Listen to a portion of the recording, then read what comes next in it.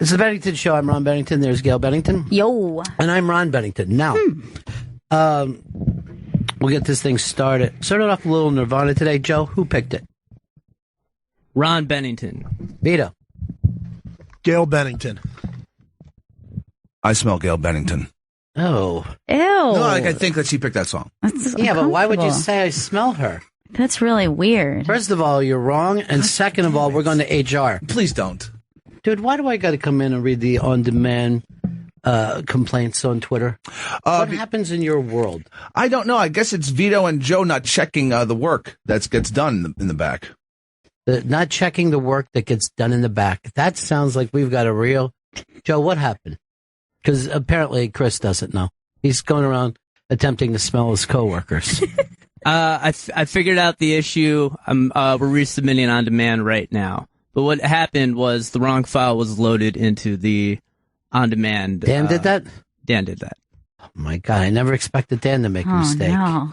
Dan's fallen so far from grace. Oh, jeez. Forget Grace. That's it for him. We'll have to have him whacked. We'll literally have to kill Dan now. I'll do it. You know, good. That's good. It's time for you to get the button. I'm the one who brought him on. Yeah, I'll it's do true. it. It's true. Just tell him, just go in and tell him that he's, going to be made a full-time member of the mafia and put some plastic on the floor when you take him in.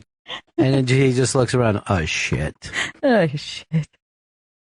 Maybe the greatest fucking death scene in history. I know. But it's kind of heartbreaking. It's For him, me, I just went, fuck, there goes the end of humor in this goddamn movie. Guys, you can't be fucking up the on-demand. It's the one thing people get pissed about. Well, You can't hear nods on the fucking radio, I agree. It's unacceptable. but you accept it. That's the beauty of it. And for some reason, when I asked Chris about it coming up, he's like, I sent an email to Vito and Joe. I haven't heard back from them. And I'm like, what the fuck? Where are they located now? Oklahoma? I thought you guys see each other in the morning. Different floors. I literally, when I come into this place, they should fucking take my belt and my shoelaces, because I will hang myself once I start to hear what I'd goes like for on. you to check those in at security. Yeah, it would they make should. me more comfortable. Everyone should. There should be people hanging in every fucking studio. Okay, who forgot to take his shoelaces? Yeah. You know what? I can't wait. We're next week we're going down to DC for the Ali Wong Unmasked. And I can't wait. I'm going to introduce her to Chris. I'm going to go, Ali Wong, this is always wrong. And then we'll have a big laugh. You know what? I'm going to save it for the Unmasked. Please do. Yeah. And then I'm going to take off my shoelaces and somehow make it into something that I could hang from. I don't know how, though. I don't know how that's done. I told you to take those before the unmasked, Chris. I'm always wrong. Ali Wong? Always wrong. Always wrong. Dan Perlman, our old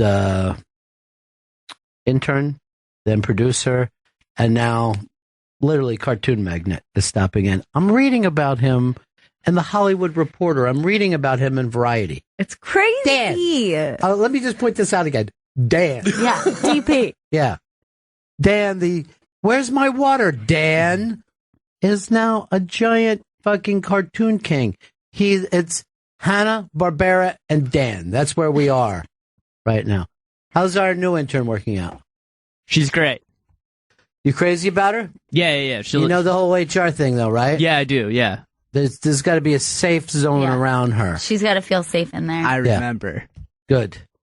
And Chris, Yeah. that means no longer running into that room to, as you say, relieve the gas. Yeah. I want a fart-free zone for her. All right. And everyone, really. I mean, I wanted it for FFZ. He everyone. keeps this as an FFZ. Yeah, this is my FS. Yeah. I'm going to use the corner from now on. Why don't you use the bathroom? I don't know if I It's can there hold for it. that. Instead of acting like that's a turlet over there. Here is like, we're talking about sad news. Maybe the saddest news in history. Hef had to dump the Playboy Mansion. It's gone. It's gone. I feel like that's like a part of American culture. Absolutely. Like it seems like it should have been some sort of monument or one of those like protected Yes. historical Yeah. significance. Or maybe even a national park. Yeah. Where you could see playmates in their own natural habitat. You know, this is what everybody grew up. Like little boys were just thinking like, well, I'll get a business like that. I'll have a giant mansion that girls run around topless and then bands come in and play. Where perhaps you could make it in the world that you would have an invitation. Like, yeah, stop by. Stop by. I know people who brag about their invitation, even if it was the 86-year-old Hef's place. They're like, we got there. It was great. Smells funky. But, and like, fucking, he would play movies, but on these big fucking weird 1960s. It wasn't even like a reel-to-reel. You had him on some kind of pre-VCR tape. I mean, he didn't update shit there. I got bought by his neighbor, and his neighbor plans on knocking the whole thing down, wants to put in a tennis court, barbecue pit. You know, one of those. Jesus Christ. What? And then an extra parking. What's going to happen to the girls, the beauties? They'll be put to sleep. Or, I would love to adopt one. yeah, some of them will be released to Africa where they can run around in their native habitat. I would love to tell people she's actually a rescue playmate. Wouldn't that be nice? Just have a rescue. She'll bite. She doesn't know. She'll bite. She's not used to being around other girls. But what a big heart. You know, it's like she knows that I saved her. But I always say, who saved who? You know what I mean? I like that. Who you know? saved who? She saved me too. You know, it was only about 2 years ago that you could brag about having a rescue dog. Now it's just called a dog. It's a standard issue dog, and if that's not your dog, people will judge the shit out of you. They will judge you if you have one of those DNA freak dogs that are so cute. You know, their heads are much larger than their body. You got to pull them around in a wagon. You know, you're like, oh, that thing's adorable. They're just bred so their eyes just look like saucers. They're just like... They don't know where they are or why they're alive. They're like, something's wrong. It's actually part Pekingese, part cartoon dog. Yeah. Yesterday, I had an argument with a person on the street, and I just screamed at him, this is all just a simulation anyway. Don't make a big fucking deal out of everything. It's a simulation. Elon Musk explains it best, but you will know the truth. You're in a fucking video game, dude. Now what are you pissed about? Why am I looking up and seeing a two-headed Judah Freelander on the TV? That freaked me out. TV is fucking nuts these days. It's like Japan won the World War II and we didn't even know it. I know. That's how I think of all the way commercials have been in the last decade. Humor has gotten very like surreal. It's all the stuff we thought was weird about Japan. It's weird about us. All right, Lindsey Graham, and I didn't read the back of it. He said, I won't support Donald Trump in the new election. And I think it also says I'm not supporting Clinton. Maybe we'll get that lawyer that no one ever heard about, that Bill Kristol's telling him. That seems to be my candidate right now. Maybe I'm going to move over to fucking libertarian land with Really? Johnson. Yeah, he runs every 4 years. Most of the time, I used to vote third party all the time. My first vote was third party, and by the time I got home from voting, I already heard that the election was over. Like I was driving back from my first vote. Well, it's all over. Like, why did I go? I think after that, they stopped. They said the polls had to be closed before the news could announce. But the news knows immediately. Like they know from the early numbers, just like on movie. Like they can look at the first 15 people, figure out how they voted, and it's going to stay that way. So they keep it from us, basically. We could always find out, you know, by 4 o'clock in the afternoon who won, who your new president is. Because it's a bad look when they have to retract it. Yeah, but it's because they don't want to stop people from voting. They can lose their rights to do the polling right there at the polling places. And it's rare, I think, that they ever have to retract shit. I do like when, the hanging Chad. I hope we just have a hanging Chad election this year. I hope it comes down to just screaming at people in Florida for being stupid. Some of those people just vote with crayon down there. They don't know what they're doing. You got the elderly. Here's who lives in Florida. the elderly, and just serial killers. So they're just fucking hanging down there looking for their next victim. You got some drug smugglers, but not as much as you used to have. It used to be everyone with a fucking boat would fucking run a little weed in Florida. Really? Yeah, just anyone who had a boat would at least fucking move some.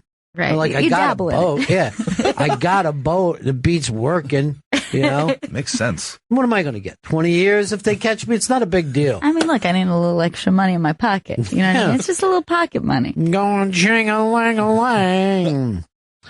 Stuff up on the iBank today. I lugged the passed out woman at the drive-thru. I had a friend once that a fucking passed out at a red light, was just fucking sitting there with his window. So the fucking cop bangs on the window, wakes him up, and he screams at the cop, "I wasn't speeding." Oh, no. Sir, I'm going to need you to step out of the cop vehicle. is like, "No, you're not fucking speeding. You're fucking sleeping." Well, I just wanted to try to take a little nap.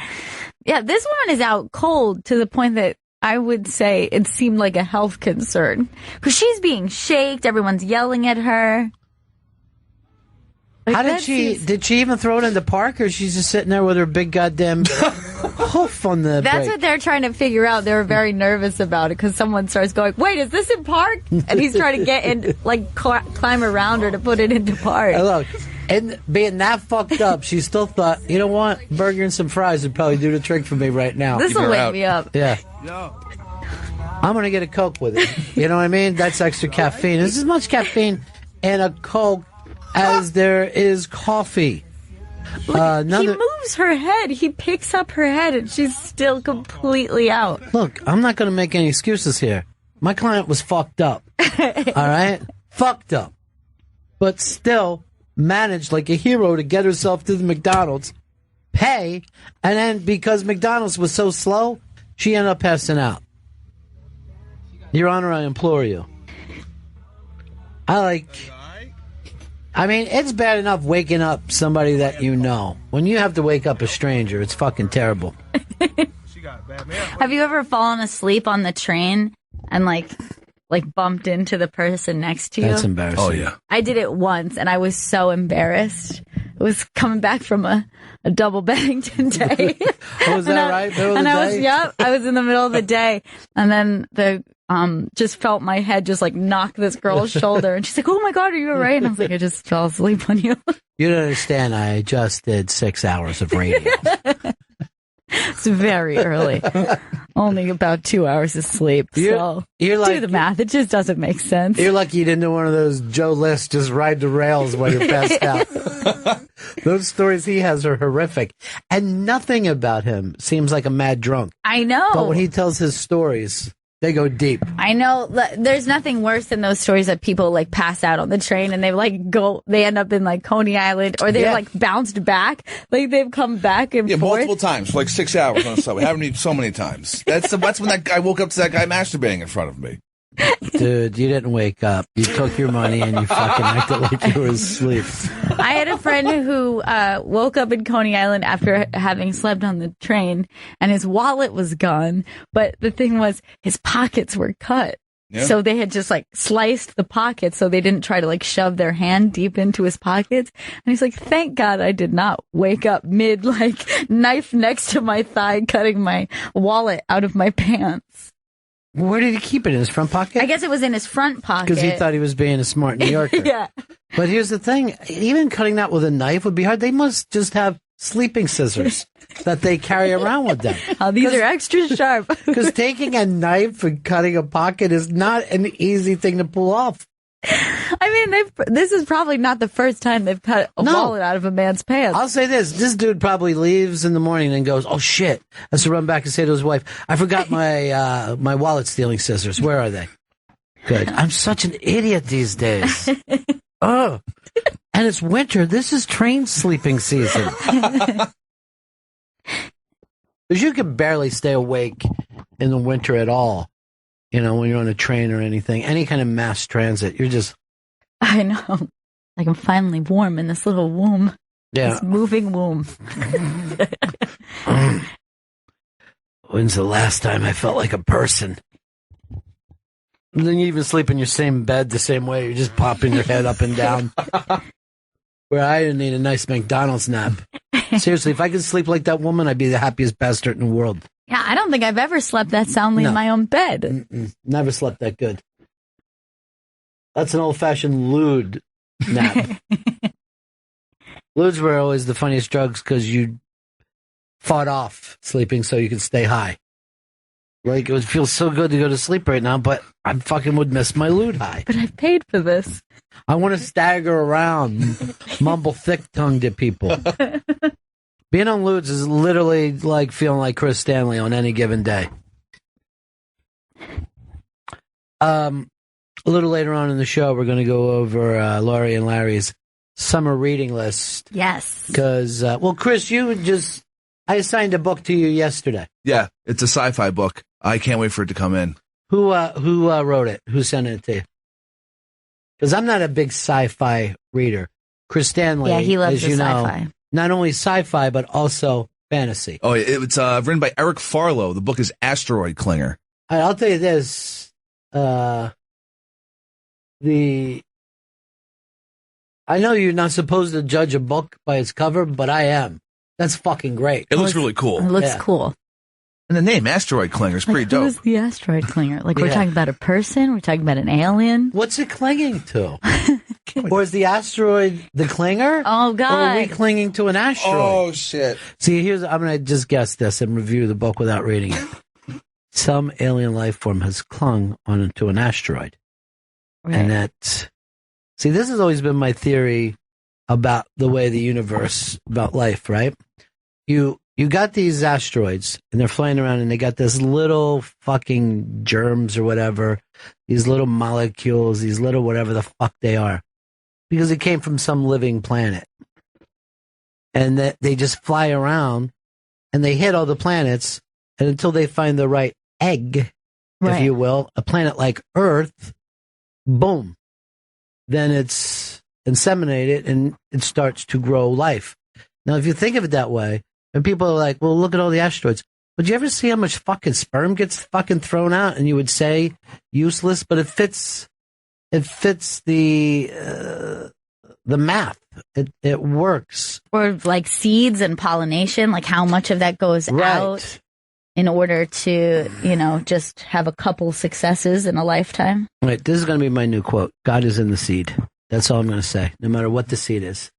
Whether it's the seed on an asteroid, the seed of a flower, the seed of an idea, ladies and gentlemen. I'm going to go that far. I'm going to call my book, God is in the Seed. And then when you open it up, it's like, well, it's not time yet. Come back later. And after, seriously, thousands of years, you'll open that book and all the answers will be in there. Right. But not at first. First, maybe you'll see some gibberish after 100 years, just letters all over the place. I'm going to make my book, God is a Hasid. And that's about that I believe it. That's a parody book right now. And it'll probably do better than mine. And that always is frustrating. Because I put out that book, Who Moved My Cheese Balls? And I thought I was going to do really fucking well. And it did. I ended up selling 10 million copies. Shit. Yeah, but I had such a terrible deal on it. I was getting like a nickel a fucking copy. Still. Finally, I'm like, I'm not even cashing these checks. You should. Yeah. Money. So what? I'm not going to fucking nickel and dime. I'm not with you fucking couch diving looking for money. Happens. That is like you. Yeah, it's not even his couch. He goes over to his friend's house, just starts to go through. Last time I was sitting here. If this is in the couch, it belongs to me. A fucking idiot thing to say out. I'm embarrassed of you right now. I'm embarrassed of everything that you're doing. Just a little couch diving, that's all. There's a piece up called the Saddest Supercut Ever up on the iBang, and it's a video. They just took the saddest scenes in any movie. And watched this entire video and cried through the whole thing. But the best is I'd stop crying when I was like, I haven't seen that movie, so that's not sad to me. Yeah. It's not like you kind of already need the reference point. That would be true, except for that dog movie I never saw, and I got fucking I saw the dog movie, and I think that this is like the way to best determine, because there are a lot of good movies that have sad scenes, but I think what's really impressive is throughout the whole movie, you're like, what a piece of shit, this is so corny, and then you still cry at the end, and that was my experience with Marley and Me. But do you cry because of the scene, or do you cry because you remember that your dog died before? Yeah, I don't know what it is. Like, it's usually a cheat. Like, it's like you kill a dog, you kill a kid. Please. You're like, I'm still gonna cry. Like, I got a little fucking misty right there when you said you kill a dog, you kill a kid. And I never saw this stupid fucking Toy Story, and it was making me sad. I did see this one, and I'm gonna be honest. Looking back on it, it's a little funny because these toys are like holding hands and they're ready. It's a horrifying scene. Yeah. I never saw it either. Oh, forget this. Anything with E.T. is going to make me... I can't even think about E.T. without crying. I could cry just him going, Elliot. Now, they said that the Spielberg new movie, I think it's called I'm Walking Around with a Giant, or something like that. Okay. Or A Giant is My Friend, but they said that it feels like E.T. 2, that it's back to the original Spielberg that we all love before Spielberg decided to mature, right, start to make dull movies we don't give a shit about. Look, Spielberg, I need you to play with light and focus on a child's face while something happens. That's what you do best. Oh God, the child's feeling everything. I like that there are acceptable movies for men to, I mean, women, let's face it. I know you bitch about equal pay and all that, but you do get to cry. You do get to cry. Any movie you want, you get to cry out of frustration, pain, whatever. Men only get a couple of movies. Now, you watched this whole supercut? Yeah, I watched the whole supercut, yeah. What do you think is the one that got to me? Old Yeller? Well, Old Yeller fucking killed me when I saw it. Oh, my God. That's so brutal. I'm watching that scene again. Yeah. Brutal. Yeah. But Field of Dreams...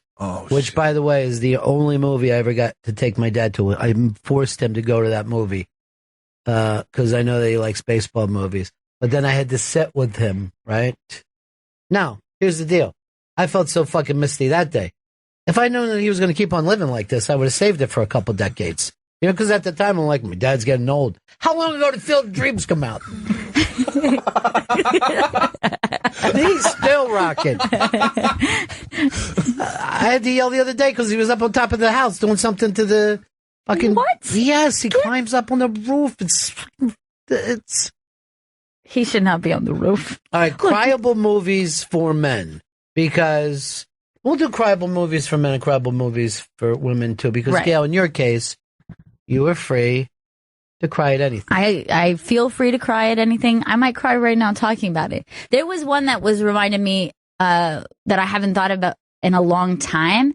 And I think that it's something to do with animals. Like when you're a little kid, like little kids see that as the saddest stuff, like an animal dies, or they have two tricks with children. Animal dies or your mom's dead. Or and Disney would kill them both. Yeah. Disney would kill your animal mom. Right. All right, 844 Rock God, 844 Rock God.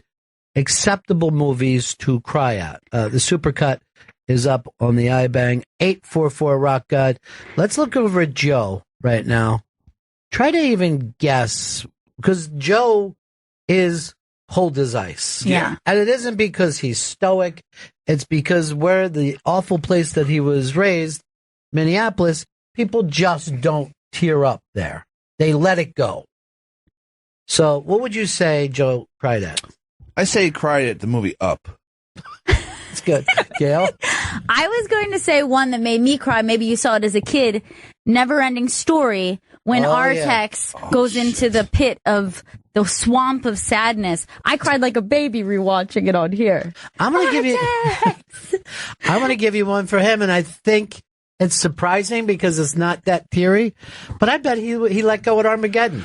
I bet he started crying at Armageddon, which, by the way, is the only way a man wants to die, leaving guilt with his family, and his chick's husband. Yeah. There was a giant poster of the dead man when they're getting married. Yeah. That's fucking sick. That is sick. Let them have a life. You lived, Bruce Willis. All right, Joe, what did you cry at? Simon Birch. Yeah. Birch. And Freak the Mighty. Those two. I don't even know Freak the Mighty. Freak the Mighty Yeah, sounds like a sexy movie. Yeah, Freak the Mighty is about a giant that befriends a paraplegic, and then sad things happen in there. I guess. I mean, it's already said somebody born a giant and then a paraplegic. Oh my God. Hey, Rory in Virginia. Rory, what's up? Yeah, I'm here. Hey, guys. Brian's song. God. Yeah. Oh, Brian Piccolo. Jesus Christ. When he does that thing of... First of all, this is the perfect thing for a guy. Not only are you making everybody cry about what a good person you are because you're able to cross race stuff, you're actually getting a trophy while you make everybody feel bad. So you're getting a trophy for your excellence, right? And then you're talking about your interracial friend in the 1960s, which immediately puts you in Martin Luther King's fucking, at least neighborhood. But that song. Who could even write a song so sad?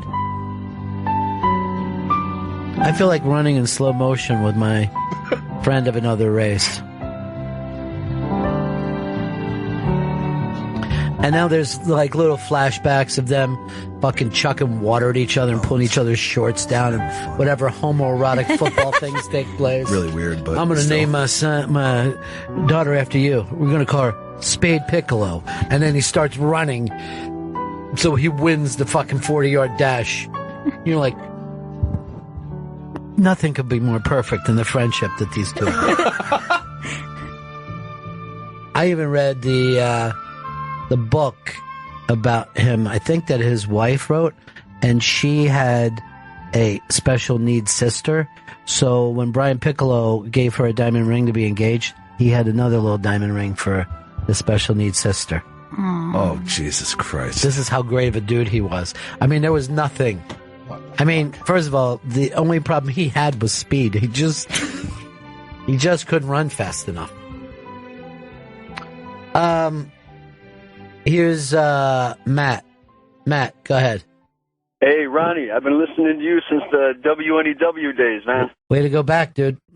Hey, so the scene in Harry and the Hendersons when the father and the family are trying to get the Sasquatch to go back out in the woods, and he's just yelling at him, "Leave!" Nobody wants you here. You're a big, dumb, hairy beast. Like, all of those kind of, like, yelling through tears and sadness stuff is, like, great in the moment, but then if you think about it outside of those terms, like, I always think of My Girl, when I remember like crying like a baby, but I think of her like running up to the casket. She's like, he needs his glasses. Yeah. He can't see without his glasses. So that made you cry the first time and then laughed after? Now when I think of it, I laugh. Yeah, sure. Of course you do. You laugh at her pain. And then the best is that that her dad is grabbing her and being like, he's gone. He's gone. And I'm like, you're making it worse. You don't need to, she knows he's gone. Get away from him. We have to put him under dirt. Because that's the thing that got to me when I was a little kid. And they're like, and now under dirt? You just taken death and made it worse. You're putting people under dirt. The worst place there is. Dirt. Look at Vito, so hoping it's him. No, Vito, because you'll fucking cry at a hot pizza. You're Italian. There is nothing about... Look at... He just took Joe's chair and moved it. No, Vito, I'm not going to you. I'm not going to you at all. Matt, what's up, buddy? Hey, what do you say, my man? Hey. 1979, John Voight, The Champ, directed by Franco Zeffirelli, will bring a grown man to tears in minutes. Yeah, well, first of all, A, I agree with you. And B, it's not even the saddest or the best Champ you've ever seen. There's a Champ from the 1930s with Jackie Coogan and Wallace Beery that, seriously, if I even just saw the poster right now, I'd be like, he wants the Champ. He just wants the Champ. That little Ricky Schroeder, that was like the scene of his life. Just screaming, I want the Champ. And at one point I saw, because they put in the goofs in the DVD thing, he just yells out, "I want John Voight." And it was like, you can't say his real name, Ricky Schroeder. This isn't fucking Silver Spoons. Boy, I wonder what Vito wants. He's so dying to tell us. He can't stand it. Adam, Iowa. Hey, how you guys doing? Good. The movie Miracle, I think, really got to me. I saw when I was younger, especially at the end. Wait, this is a good one that you come up. Miracle is about the hockey team that won in 1980. So there's a reason to get choked up just knowing that you'll never have friends that close. You know what I mean? Like, there are certain things that you'll watch and you're like, I don't have any relationships that tight with other people. Those Miracle kids, they did. They made a miracle. They won a hockey game. What are the odds a hockey team would win a hockey game? Unbelievable. People are still talking about it all these years later. We're 36 years after the fact, and people are like, remember that game? Fucking game was great. But yes, sports movies do that, but I think just general friendship movies for Big men. Chill. Yeah. Big Chill. I was thinking of Stand By Me. And like that ending, like that whole ending sequence when his like friends are like fading out. I can't talk about it. I cannot talk about it. Like that breaks my heart. It's so sad. And he turned out Chris Chambers was killed. Well, see, I've had that experience. That fucking movie is real as shit, because you find out, you get this thing that one of your little buddies died, and you're like, well, what have I been doing in my life? I fucking love that dude. You know what I mean? How come I'm not calling that guy all the time? Just because he's crazy? You know, just because he's a maniac? Then you fucking hear how they were living. And, it's just, you're just like, I just wish I could go back and tell stories about puking over people after eating pies. Because that was me in my neighborhood. Here is Dave. Dave in Chicago. Hey, the end of Saving Private Ryan, when he's standing there looking over Tom Hanks' grave and asking his wife if he was a good man, it tears me up. Well, first of all, the fact that tears you up and not the beginning of Saving Private Ryan, where we just see tons of people slaughtered. But the other thing was, I kind of hated that dude because he made it about himself again. Like, did I live a good life? Yeah. I'm not going to fucking sit here and build you up. I'm already uncomfortable with your big-titted daughter running around behind you. Should we go to Vito? Should we give Vito a chance? No, let's go to Dave. Dave, go ahead. Think about it a little longer. Bennington's, what's going on? Yeah. The Centaur. Hey, the one scene that really gets me is from the movie Glory at the end when they're walking onto the battlefield to attack the fort and everyone gives them hell, and then Matthew Broderick and Denzel go down at the end. That one gets me every time. Well, see, again, there's that closeness that you can get in sports in the military that you can never get with, hey, a bunch of us work at the 7-Eleven and we're really fucking tight with each other. You know what I mean? Just most jobs don't give you that kind of tightness where you can, like, we're all depending on each other. I mean, look, if this was the military, Joe would have killed us all today with the on-demand. Yeah. We'd all be dead. Vito would have had a bullet in his neck. Probably by his second day. Coming up But that's a little friendly fire. Yeah, friendly fire. All right, Vito, let's hear it. Come on. Stop fucking around. Have you ever heard of the movie Jack Frost with Michael Keaton? Yes, it fucking destroyed Michael Keaton's career. That destroyed my whole life because. But your taste is for shit. No, it was. It's like if we were talking about favorite cereals, and you go, "Do you guys ever have Poopios, or just little pieces of poop and milk?" Oh. My mom took me to see it. She thought it was a fun Christmas movie. She took me right after my dad died. Oh no! So when the snowman melted at the end, I was like freaking out, and she dragged me to the front desk. And she made them give her money back. Why? That's kind of classless, that last part. I know. Why? At least it turned funny. Let's face something.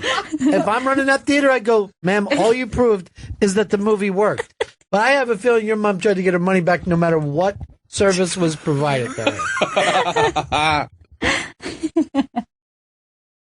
Jack Frost. Jack Frost.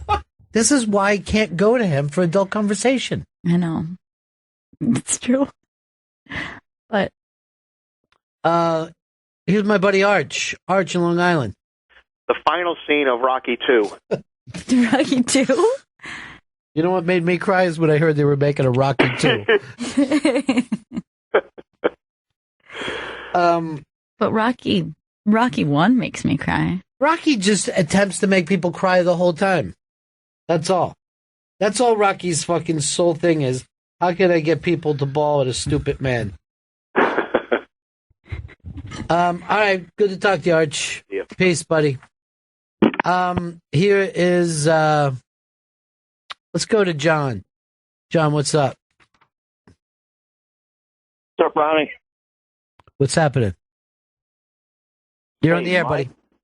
Yeah, the TV show My So-Called Life.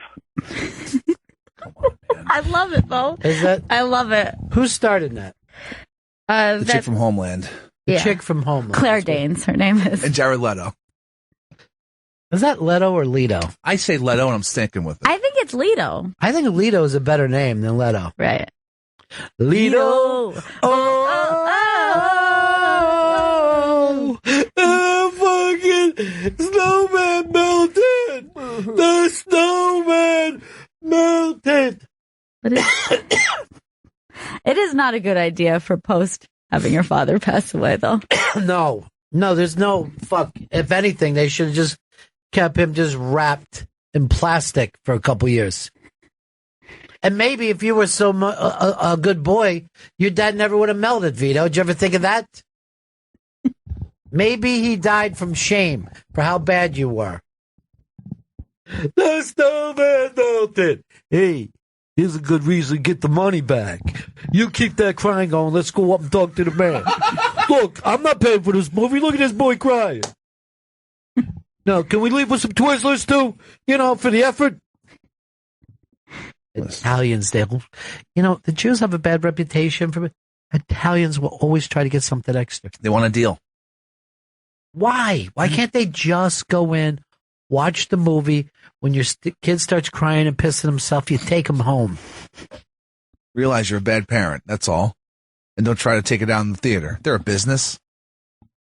Why do you got to take it too far and say his mom's a bad parent? Why can't you just sit there? I sent Camilla in. I want to see what she cried at. Because she's younger, too. She's our new intern. Yes. Seems to be the future, though. Just the future of this whole business. I got that impression right away. Yeah. Sean, Minnesota. All right, Joey, Joe, you got to be with me on this one.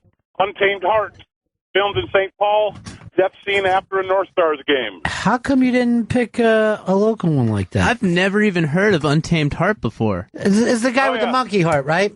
Yeah, Baboon Heart, Marissa Tomei and Christian Slater. Yeah, Christian Slater got a monkey heart, and it was working at first, and then she looks over and she sees him picking flies out of his hair and eating it, and he's swinging on a tire swing, and it's like the gorilla heart was taking over the rest of his DNA. Oh, God. And in the final scene, he's just running off into the woods naked, and he turns around, poops in his hand, throws it at her. I mean, the tears. I mean, we're all just crying, just crying. Beautiful. And I remember yelling out in the theater, "You go, Untamed Heart! Nobody wants you here." Hey, you mind if we get some money back? My son started crying. Come on, let's go. $12.50 a piece. Seriously, I can't believe, Camilla, I can't believe that we're having Vito train you. It's a mistake. So here's what I want you to do during your training. Just think to yourself, that may not be true. No matter what he's telling you, just think to yourself, it's probably not true. Just make a note and see if you should double check. Now, did we ever even ask you, Chris, what you cried at? I feel like I don't want to know. I'm going to say it's Rum Diary. I'm going to say he cried at Rum Diary. This movie I bawled like a baby at, watched it with my mom. I knew it was a bad idea going into it, but that fucking $1 million baby. Have you ever seen it? Yes, it's made. I know. It's made to make us cry. There's no reason for that movie. Yeah. You know, and when Crazy Jen falls and hits her head on the stool, forget about it. But then it just gets worse and worse. It's just horrifying. I told my mom we're not watching this. What you do? Go back to make it out? See what I did there? I turned it into something awful. Chris, that's what I did. I took something sad like that and I turned it into something awful. And now we're better. I'm going to give you another one before we get on. A little movie. Again, the soundtrack would kill me here. Terms of Endearment. Oh, my God. Terms of Endearment. Cried like a baby in that movie. Get her a medicine. She needs a painkiller. She's just screaming at the doctors. But then the way Jack Nicholson was at the end when he was with the granddaughter, he's walking around, he's holding her hand. It's the mother, little girl that the grandmother's going to be raising now. And Jack Nicholson has this sexual thing going on with the grandmother. And he's just saying to the little girl, oh, sure, we got all kinds of dance here. We got tap, we got ballet. And then he's going to the weird son. Yeah, when you come over, you a swimmer? I'm a swimmer too. Come over and see my pool. And the kid says, I thought you were an astronaut. And he goes like this. No. I'm a swimmer and an astronaut, okay? Come on, I'm going to show you a little thing that I learned in space. A swim that he got from spacewalking. Jack Nicholson may be a terrible person, but he was good to those kids. He really was. Now, as we said, for men, it's difficult to cry. For women, it's easy. Gail, you cry at most things you've ever seen. Most movies, even if it's not even meant to make you cry. It might just make me think of something else. Like if a movie's boring enough, I'll start thinking about something real life sad. Look, I'm going to tell you this about Gail, and I'm embarrassed to say it. She was the type of kid, she would cry if she saw a sock in the street, thinking it wasn't with its sock family. Yeah. I assigned human emotions to like inanimate objects constantly. And I had a really bad, just breakdown because one time I saw a plastic bag that was like rolling around in the street and I was crying and I was saying it was alone and it was going to be hit by a car. And my mom had to make up this whole story that it was crossing the street to get to its plastic bag family and that there was a family on the other side. You had to lie to her constantly. Yeah. She was terrible. There's a plastic bag family. Everything's okay. Everything's okay. Why don't we draw a picture for them? I'm more like, we're going to take this kid to a nut hut before you know it. I mean, she belongs in an insane asylum. Camilla, what movie made you cry? Have you seen A Below? About the ski dogs in Alaska? First of all, ski dogs in Alaska, you already got to me. I know. Any dog movie. Yeah. First of all, they're my favorite dogs because they pull people around on sleds. I know. What happens? Is everyone okay? Does one of the dogs die? Like all of them. Oh, what? How many below are we left It's real with? bad. As you go through, it's like heartbreak. Who's the guy who's starring it? I never even saw him before. Paul Walker. I don't know. Oh, real life sad. Fast and Furious. Fast and Furious, the guy who died. Oh, I don't recognize him there. I guess that was before the accident. Yeah. He liked to go fast no matter what the means was. Yeah, but why is he angry? You know, you don't have to be furious. Just go fast and friendly. That's my idea for That's kind of the premise of 8 Below. Now, does that look like Paul Walker to you? Yeah, it does. That's Paul Walker. Handsome fella. All right. I need better reading glasses. Anything with dogs. Look at the eyes on those dogs, though. I know. They're like the human. Well, human has eyes like that. I'd love to have eyes like that. I'd want a house. Here's Bob. Bob, what's up? Hey, buddies. Yeah. I have no idea why, but last time Little Miss Sunshine was on cable, I started crying at the scene where she was dancing to Rick James. Yeah, your own life is fucked up, dude. That's what you were crying that your life didn't turn out the way it should have. You know, because there's nothing. I mean, other than that's a little. I cried because it's a little girl battling a weight problem. I said, "This is sad. What she's going through. She's going to deal with this her whole life." Yes, that movie, and everyone loved it. Everyone's like, "It's so independent." I never even bothered to watch it. Really? Yeah. There's a scene that's in the story. You probably would love it. Oh, okay. It sounds pretty good. Go right in front of your house. Really? What happens? I don't know. You know how there was a picture of your mom selling crack and she was pulling that bucket up when the money was in it. That wasn't her. That's how he grew up. His mom would just throw a bucket out the window.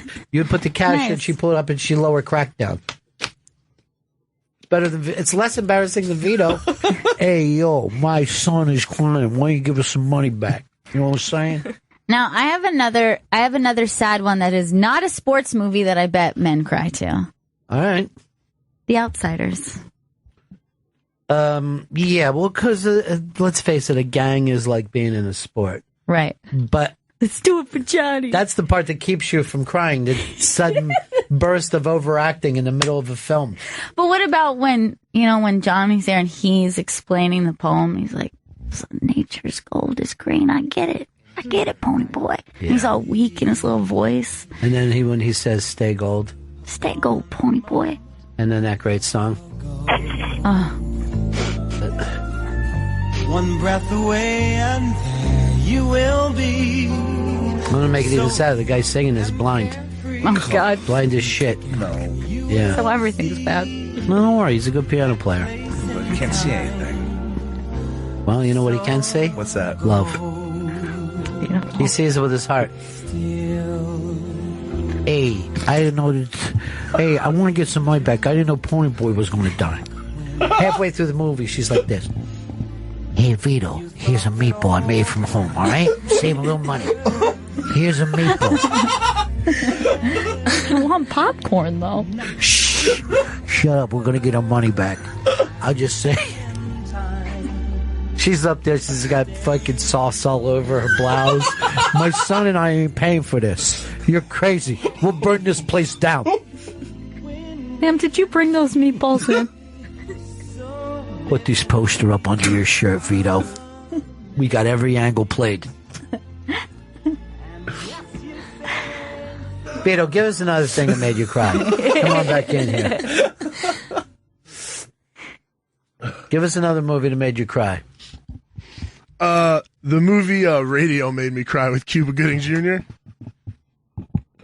Radio? What's Radio? Radio, Cuba Gooding Jr. is a special needs guy walking around, and then do they let him be a football coach or something? Yeah, he's like a little assistant coach out there. Yeah. I cried more at Radio Man, the story of a guy who got to be an extra in so many movies. That's what I thought it was. Yeah, Radio Man. Oh, he looks happy. Yeah, he is. I don't know. Why did you cry? I have no idea. As a kid, I was just like, I just felt bad that he didn't get to live a normal life. Because your dad had just died. All right? Yeah. That's what you were crying about. Not the movies themselves. You were crying in the natural thing of a little boy that was so bad that his dad died. Oh. I wasn't that bad. You were pretty bad. I was pretty bad. What about The Lion King? Did you cry at that? A girl actually brought The Lion King to my first grade class because she didn't like me and she thought it would make me cry. The real Lion King? Holy shit. That's terrible. Yeah. What kind of she thought that the evil child? She thought that when Mufasa died, it would make me cry, but I was like, no, I love this movie. That's cool. What a story. What a story that is.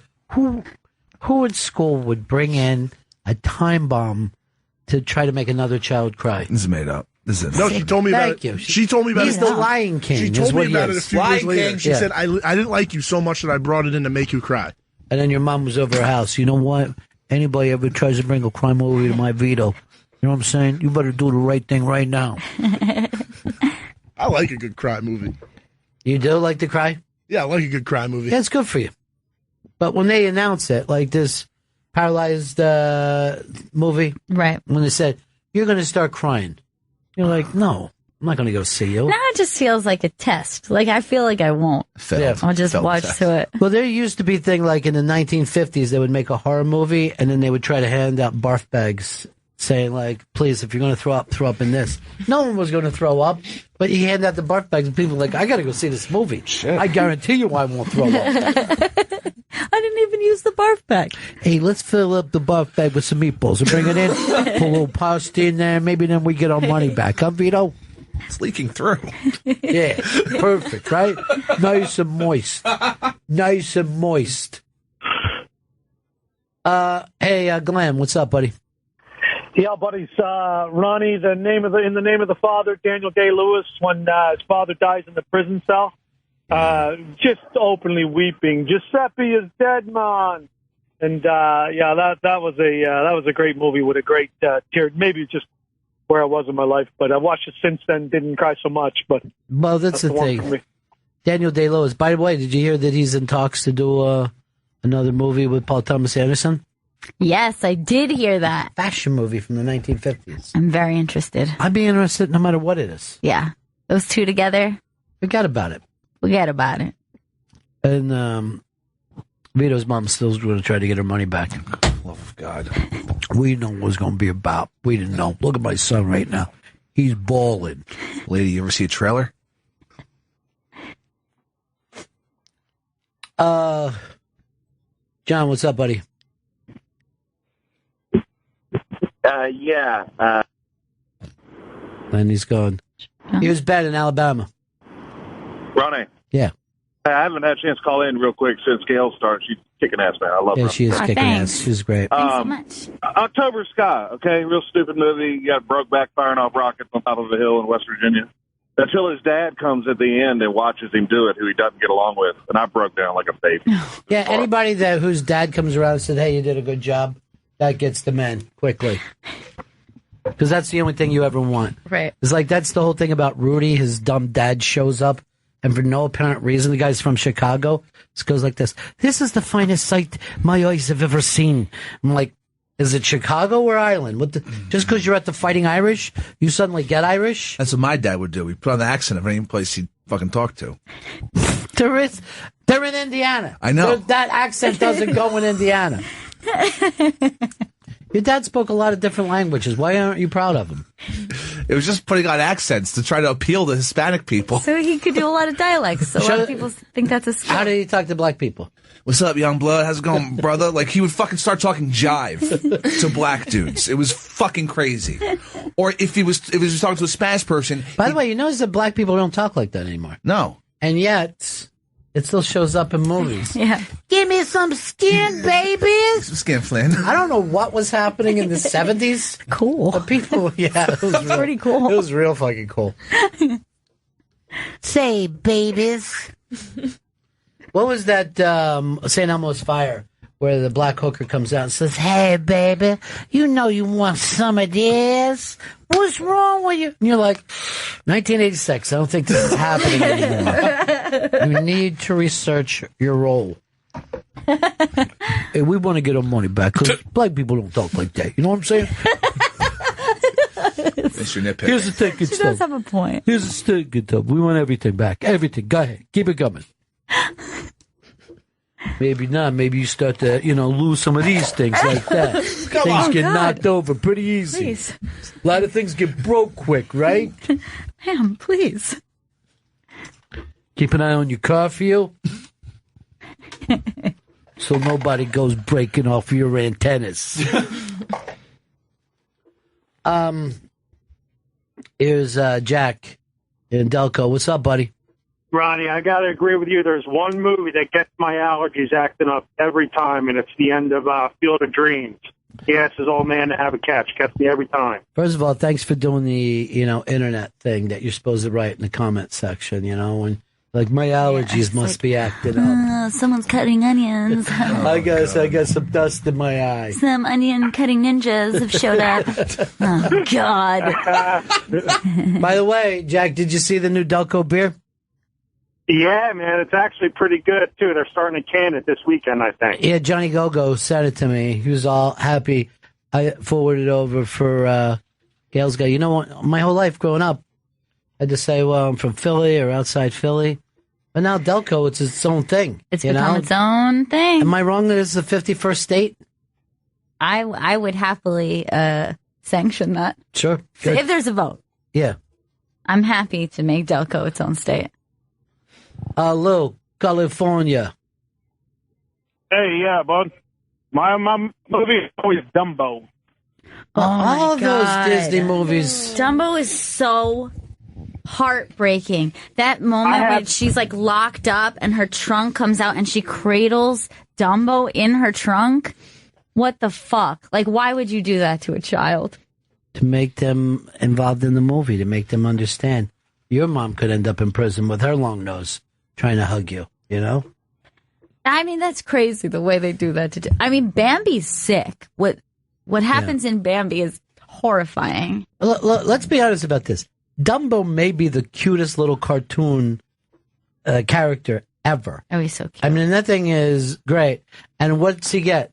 2 jive-talking crows trying to teach him what to think. Hey, man, I saw a house fly. I mean, you're looking at the first cartoon animals that I think smoked weed right before that fucking thing happened. I saw a horse fly, and my black ass has never seen an elephant fly. Sorry, Dumbo, they won't serve us in there. You're like, what are you doing with this cartoon? Maybe we could cut this scene. Yeah. They're like, well, we've got some crows. They're black. Make sure we get some jive musicians from New Orleans to come here and play the parts. I seen a butterfly. What? One thing my black ass never saw. And you're like, just chill a little bit. There's children watching this. This is going to be their impression of race. Taking them off, boss.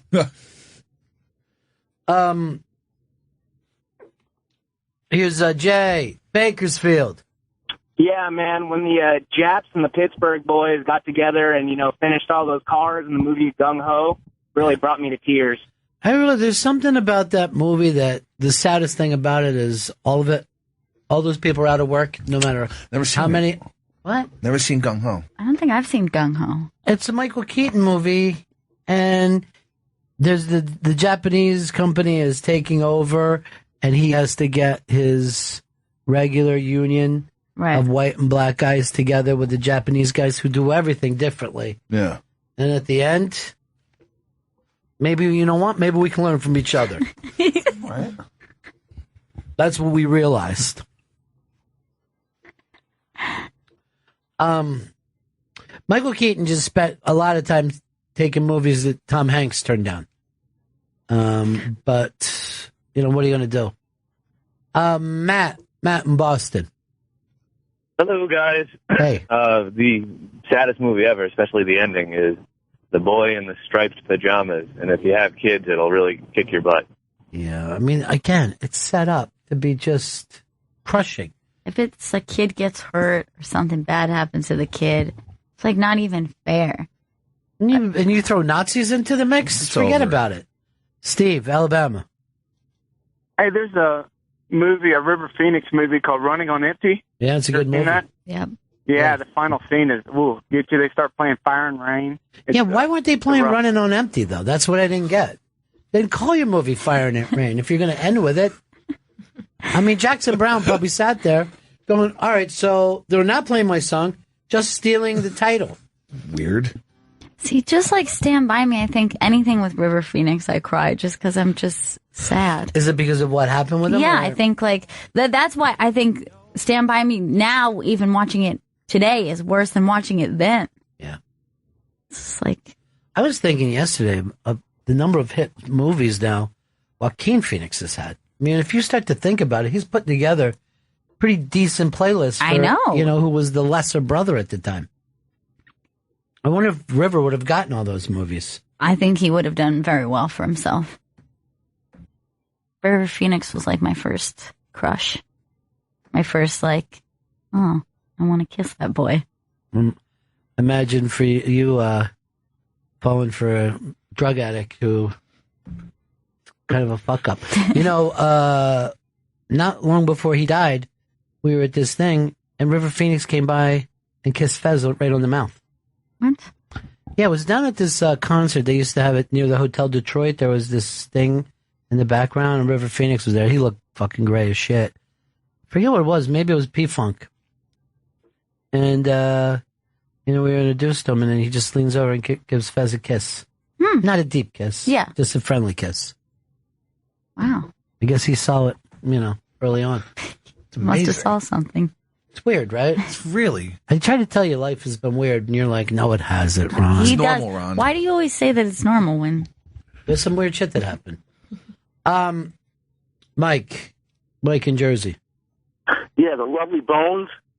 At the end there, when the guy dumps the girl's body into the into the pit there, and you just know she's never going to be found again, man. That just breaks my Yeah, heart. but she's talking through the whole movie. I hate a movie where somebody's speaking from the dead, you know? Yeah. That's the day that I died. You're like, well, now I can't feel bad when you die, you know? I see there's an afterlife. I'm going to tell you a movie you're not going to like, American Beauty. Don't like it. Don't like it for about 19 different reasons. Eddie Spaghetti, there he is. The man, the legend. You know that carousel in Brooklyn, that beautiful carousel? Yeah. Yeah. Eddie did the music for that. Oh, that's so cool. That's crazy. That's really neat. That carousel's beautiful. Yeah, it's gorgeous. I think he was in Time Magazine for it. You don't know the people walking around this building. I try to point it out to you. I know, you do. You're always pointing them out. I feel like that's a mocking tone. No. No, that's a mocking tone. I mean, we need to appreciate it. That's what I'm saying. That's a mocking tone. She's mocking. You're mocking a little bit. Come on. Little bit. Little bit, they start to mock. You mocked me. All right, we got a break here. We come back. You want to talk books? Yeah, let's talk books. Because I got to get into some summer reading. And it's up on the iBank. And down to the point that even Fat Mike said he loved this. I know. That was the craziest. You were a giant Fat Mike, and no effect. I loved that band so much as a kid. So when I saw that he had tweeted about it, yeah, I was starstruck. When you were rocking to that, Chris was in the Backstreet Boys. That was his fucking scene. That was your thing, I huh? was a BB boy. That's what I call myself. Which is weird because be Backstreet Boys boy. So you gave yourself nicknames back then, Yeah. even, huh? Even back then. Yeah. It stood for Buttered Batter. He was a Buttered Batter boy. Right back, Bennington. It's the Bennington Show. Our old buddy Dan Perlman's going to come in here at 2 o'clock. He got the pilot deal from Fox. I see his name mentioned with The Simpsons and Bob's Burgers and Family Guy. I mean, it's crazy when you even think about that. It's so exciting. It's been like, I wanted to say, like, it's been a long time in the making, but, like, it hasn't in the grand scheme of things about the way these things normally go. No, less than a year. Yeah, he's been, working on this, and I'm so excited for him, but it's crazy to think how quickly all this happened. It's an awesome opportunity. I saw him last night at a red light. He was in a gold Rolls Royce. Really? Solid gold Rolls Royce. It's Dan, and he's wearing diamonds. It's Dan, and he's wearing diamonds. Hiya, Dan. Look at Dan. He's out on a date with Lassie. Way to go, Dan. Is that Amelia Earhart on your arm, Dan? Can we get a couple of minutes? Well, the radio phone people. That's what radio sounded like when I started this business, folks. Yeah. That's how it's talk. Well, hi, everybody. They wouldn't let you talk any other way. Meet me tonight at the comedy scene. So it is the 42 books recommended summer reading list for 2016. I definitely need some summer books. Are you able to keep your reading up? I have not been keeping my fiction reading up. So there's been a few of these books I've read, but I'm very excited about fiction for work.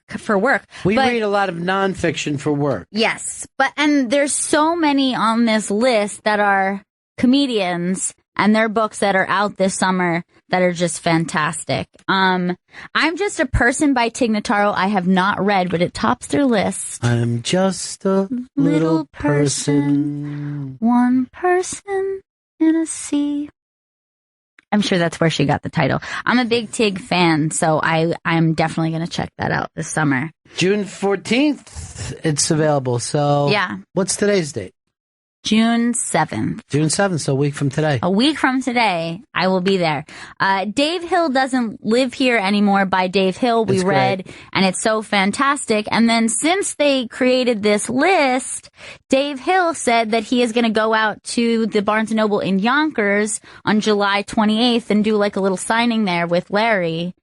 Do a little reading, a little signing, a little stop by. So we'll have to remind you guys as that gets closer. So Dave Hill will be out there July 28th. And it's a fantastic book. Yeah, it's great. I'm actually envious of Dave Hill and his ability to tell stories through writing, which is way different than just sitting here telling a story. Because you can't go, me and this dude did this fucking crazy shit. And I read his first one, and it is a continuation of that kind of same His style. life, he pukes out on the pages. But there are so many great stories in this one. I couldn't believe they didn't make the cut of the first one. Jen Kirkman has a new book out, I Know What I'm Doing and Other Lies I Tell Myself. The Doug Stanhope book is on there as well. Loved it. First of all, I loved it for just the story, about it's such a unique thing, the way when his mom passed away and she did take a bunch of pills and all, but they were all kind of partying through that. And it's mind-blowing. But then he goes back through this chaotic life. He's truly, a great storyteller. But then to tie that in when he's a terrific writer, it was kind of mind-blowing to me.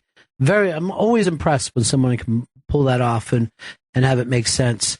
And then Amber Heard sued him. Yeah. So it all comes together. I don't think for anything in the book. Now, for summer reading, I would say this might not be like an on the beach book. For me, it would be, though. Really? I am that kind of on the beach person. And there's tons of funny stuff in there. I mean, there's heartbreaking shit in there, but just tons of real laugh out loud stuff. And I'm saying laugh out loud before LOL, I'm going back when people actually did laugh out loud. Right. Not just write LOL like just Chris does. Yeah. LOL has become, I wish I could LOL. Right. But I'm too dead. I'm from dead. Technology. I'm dead inside. Navel Gazing, True Tales of Bodies, Mostly Mine. Michael Ian Black, we both read that one. Read it, and he's also a terrific storyteller. Really funny stuff. Really funny and laugh out loud, I think, as well. Biting.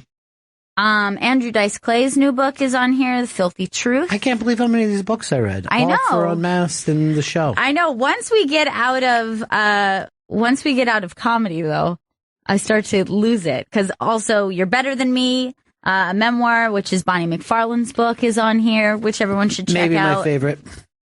Amy Schumer's new book, The Girl with the Lower Back Tattoo. I haven't read that one yet. Well, it doesn't come out till August. Oh, okay. That's why. Yeah. That's why I haven't read it. You're not going to read a lot of stuff before it's done. Unless you have my ability, which is mind reading. Like I can read Chris's mind right now. What's it saying? Chewing on a pen. Chewing on a pen. Look, I'm chewing on this pen. How'd you know? Mind reading, my friend.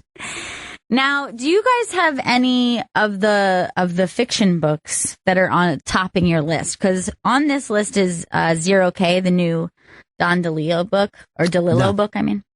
I have read his books before, and that is top of the list for me. That is definitely the one I'm going to check out. Nope, haven't read it. Don't have a lot of time for fiction lately. Wish I did. Loved nothing more than to be caught up in a book. There's also a new Chuck Palahniuk book out. I would think that would be Chris's. That is Chris's favorite writer, isn't it? Yeah, I love Chuck Palahniuk. Yeah, it's a book of short stories. Right up my alley. What do you mean by that? I like a good... No? I know that you do a lot of jokes like that, so I thought you meant it was right up your ass. Oh, no. We've got one that we are both reading right now, which is Trouble Boys, The True Story of the Replacements, which is Bob Mayer. We're both working on that one. You're working on it. I finished it. I love it. Replacements, it's such a unique scene to get into because I don't think there's ever been a book about a band that was such an interesting band, but nobody else had written the definitive book before you got to it. Right. Like if you decided to get up today and write a Beatles book, you ain't going to pull it off. Everyone else has already done it. Right. But he had the Replacements, this band that's just fantastic, was able to sit and write it all up. It's great. And it's very in-depth. It's so personal. It's like the kind of stories you're not going to just catch anywhere else. I believe you'll hear him on the radio tonight. Yes, he's going to be on the Best Show tonight. So everybody tune in. I'll be listening to that. I always will be listening to that. And he's married to who?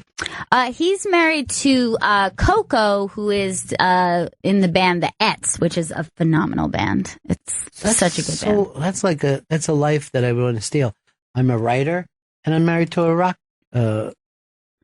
singer that's in a cool band. Yeah, you are like a rock writer, and she's a rock goddess. I like that idea. And then maybe she'll just, I look at the album notes and there's like something to me, you know, be like, oh, my husband said something one day and I just ran with that idea. Be like, oh, good. It's Muse and more when you think about it. Also, another music book that's on the list is No Effects, The Hepatitis Bathtub and Other Stories by No Effects, which is what Fat Mike had tweeted out, that he was excited that he made the list on the iBang. That's that really they cool. wrote. Maybe he'd like to come in and do a signing. I hope he does, because I will be there with bells on. I was such... Are you worried about the noise? No, I want him to know I'm there. That's why I put the bells on. He's trying to read his book and he just keeps hearing bells all the time, like these annoying wind. I told you I'd be here with bells on, Fat Mike. Yeah. Here's Todd in Mass. What's up, Todd? Hey, Ronnie, you got to check out Tim Dorsey. He's from Florida. He writes what do they call it, gonzo type fiction. Right. And mostly it's about Florida stuff, and he's got this sidekick Coleman that's pretty much a stoner, and what part of Florida? Go around and kill bad people and whatnot. But yeah, what part of Florida? If you read a couple of books, you'll be hooked. All right, Tim Dorsey. Read 19 so far. All right, I'm going to read all the books in one sitting. I can't wait for this. 844 Rock God, 844 Rock God. We're looking for our summer reading list. There's one up on the Interrobang. Put together, I'm going to say this, put together with love. Put together with love by Larry and Lori from Yonkers. Here's one that I've never heard of, and I think that we would both enjoy it. Braving It, a father, a daughter, an unforgettable journey in the Alaskan wild. This pisses me off that this isn't our book. I know. I think that maybe we should do book club and both read this at the same time. So that's the same as us going to Alaska and braving it? Yep. Okay. We will read the James Campbell, Braving It, a father, daughter, and an unforgettable journey in the Alaskan wild. What if James Campbell is Joseph Campbell's son? You don't think, do you? Oh, I think. I think a lot.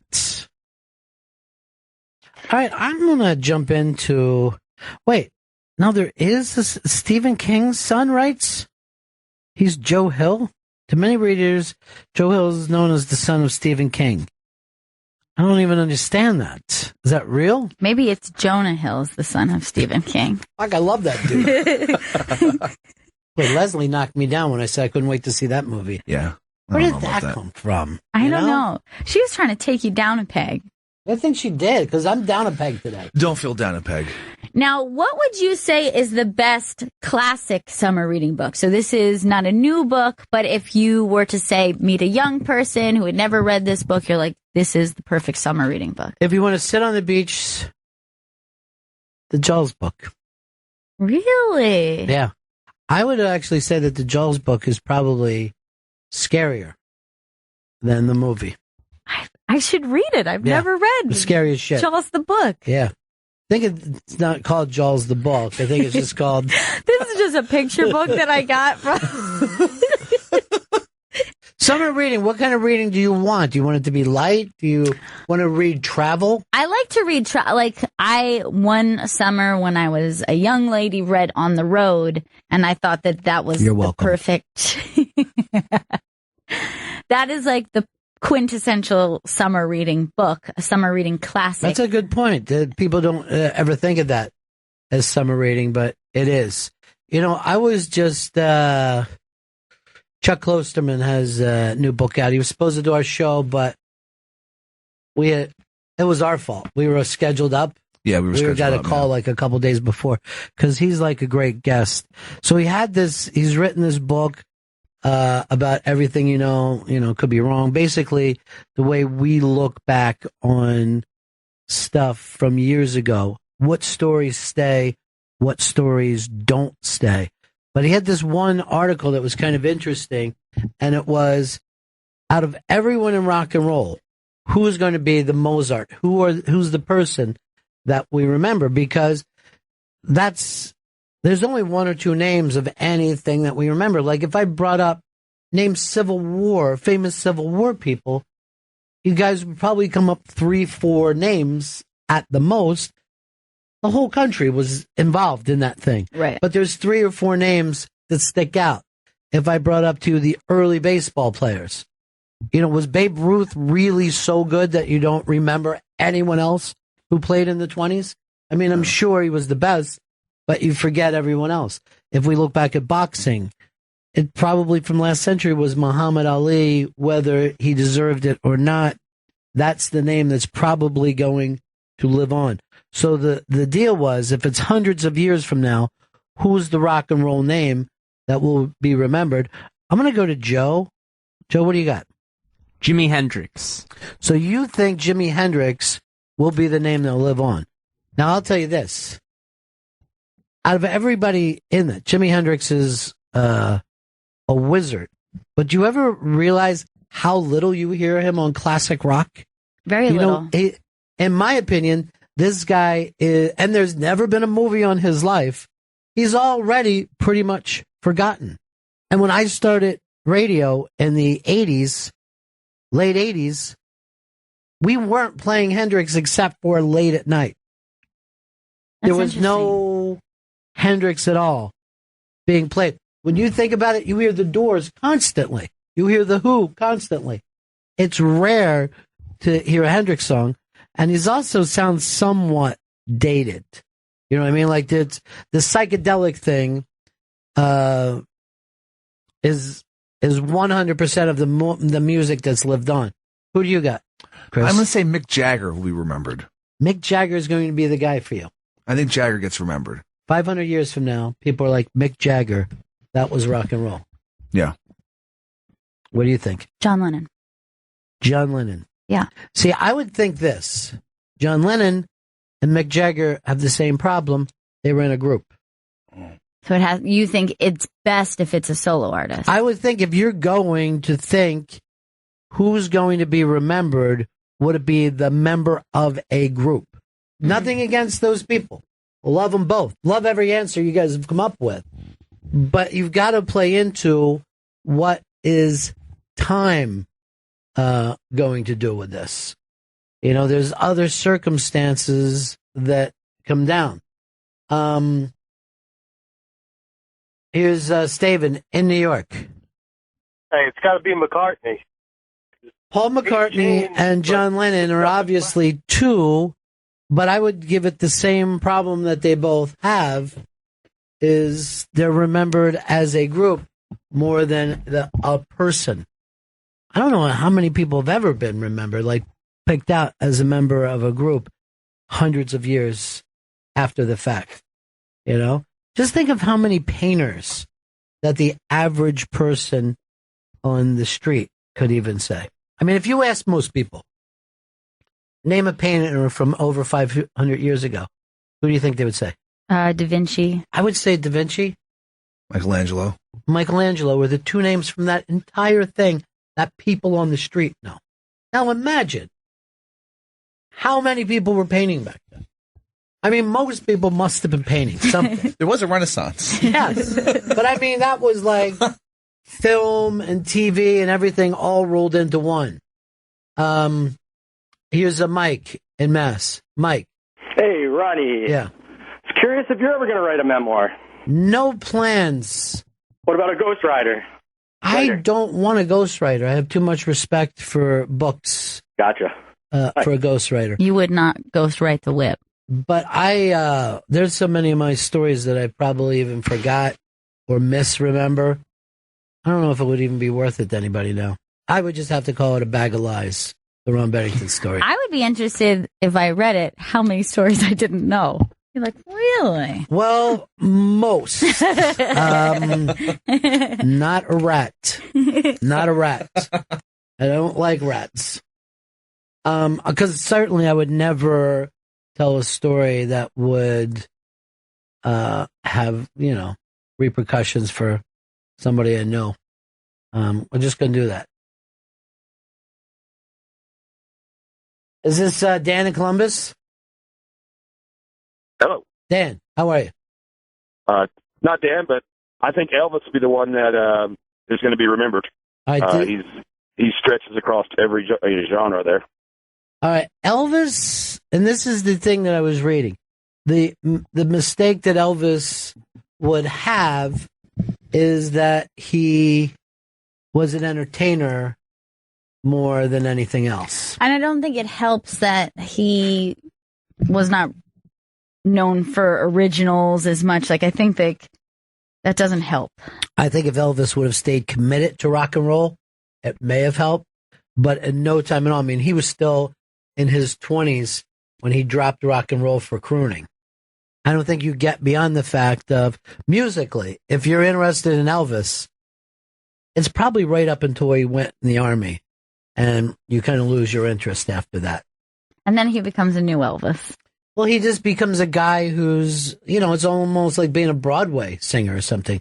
He just sang the songs that were handed to him. Eric in Colorado. Hello, Bennington. Hey.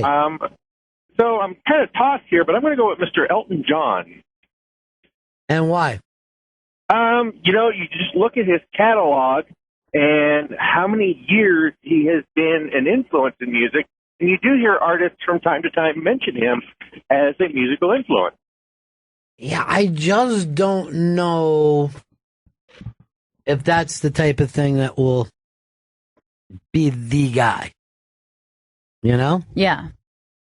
I mean, does anyone ever have a favorite Elton John song?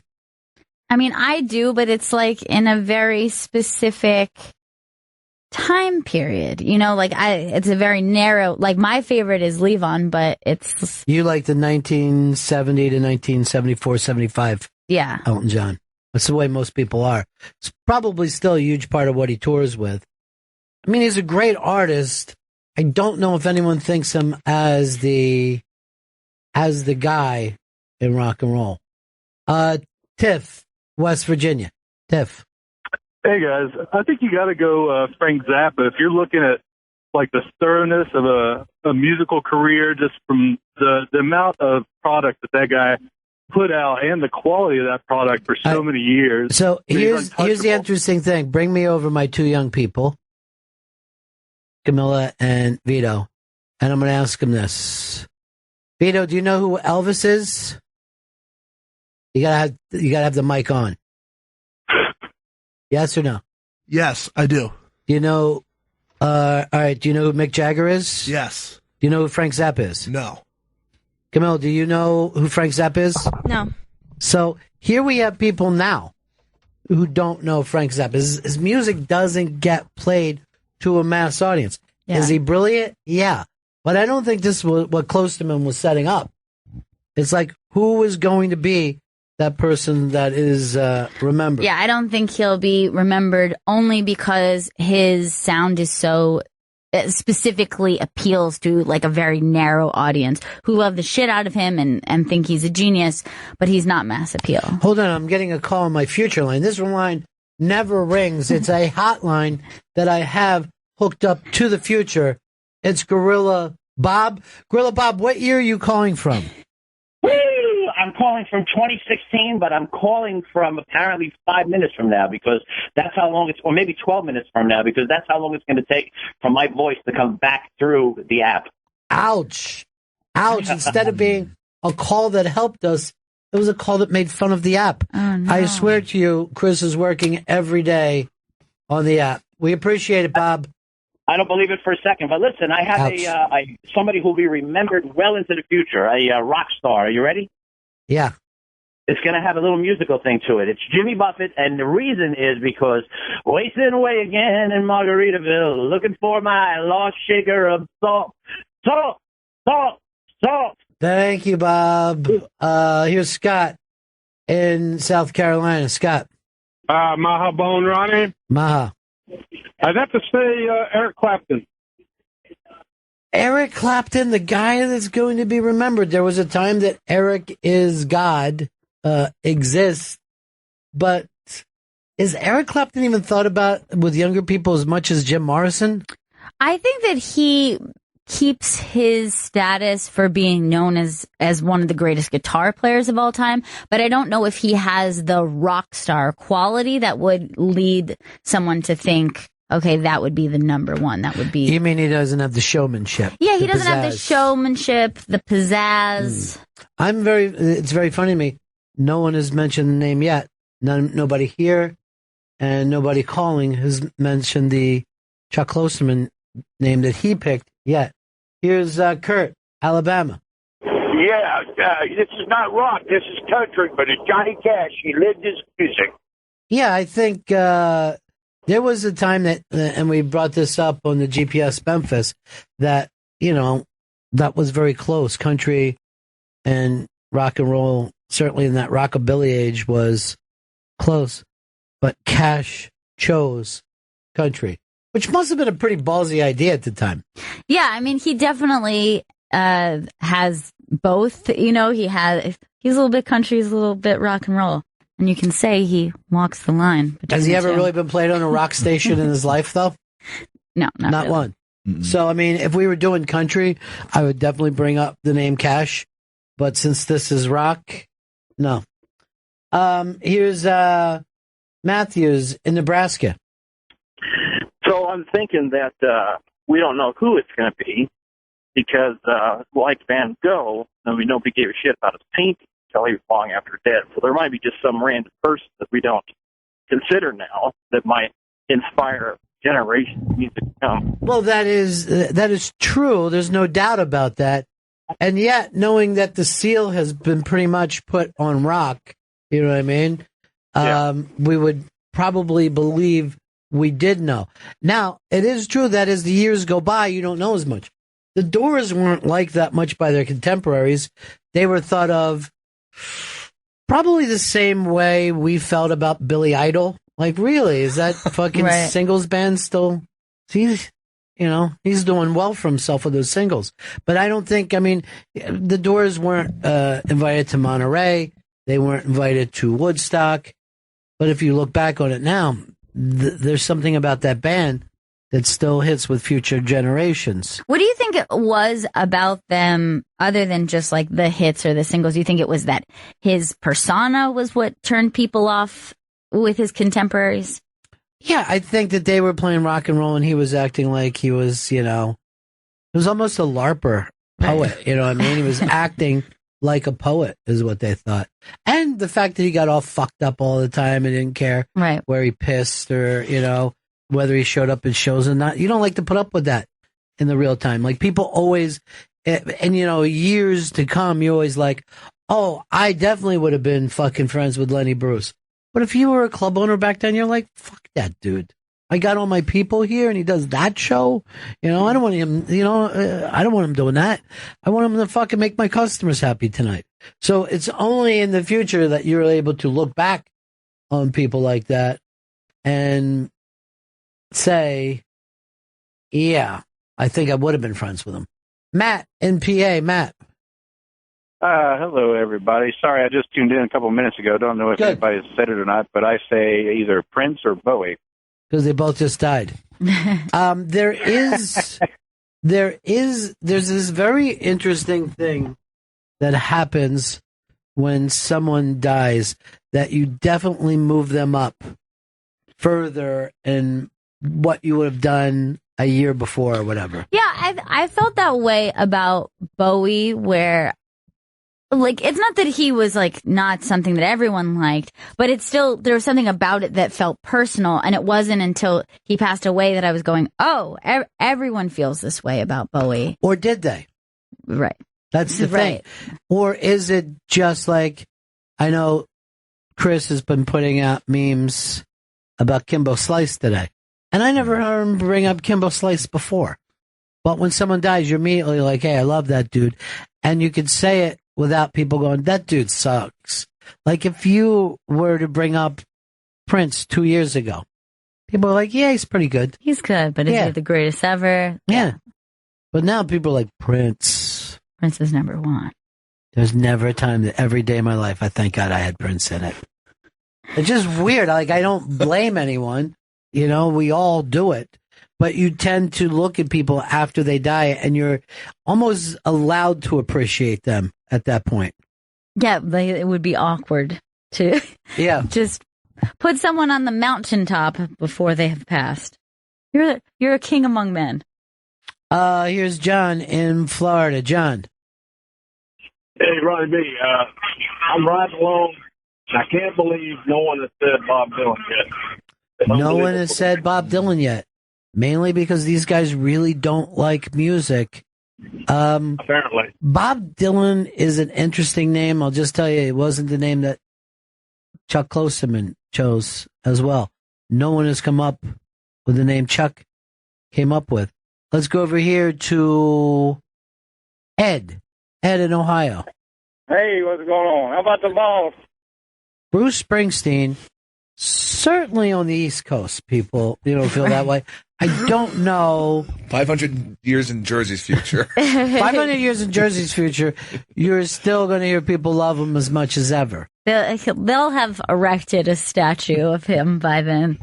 By then, I'm sure there's 5 now. I'm sure the Bruce Springsteen played here is like George Washington slept here, which, by the way, is interesting too when you think about it.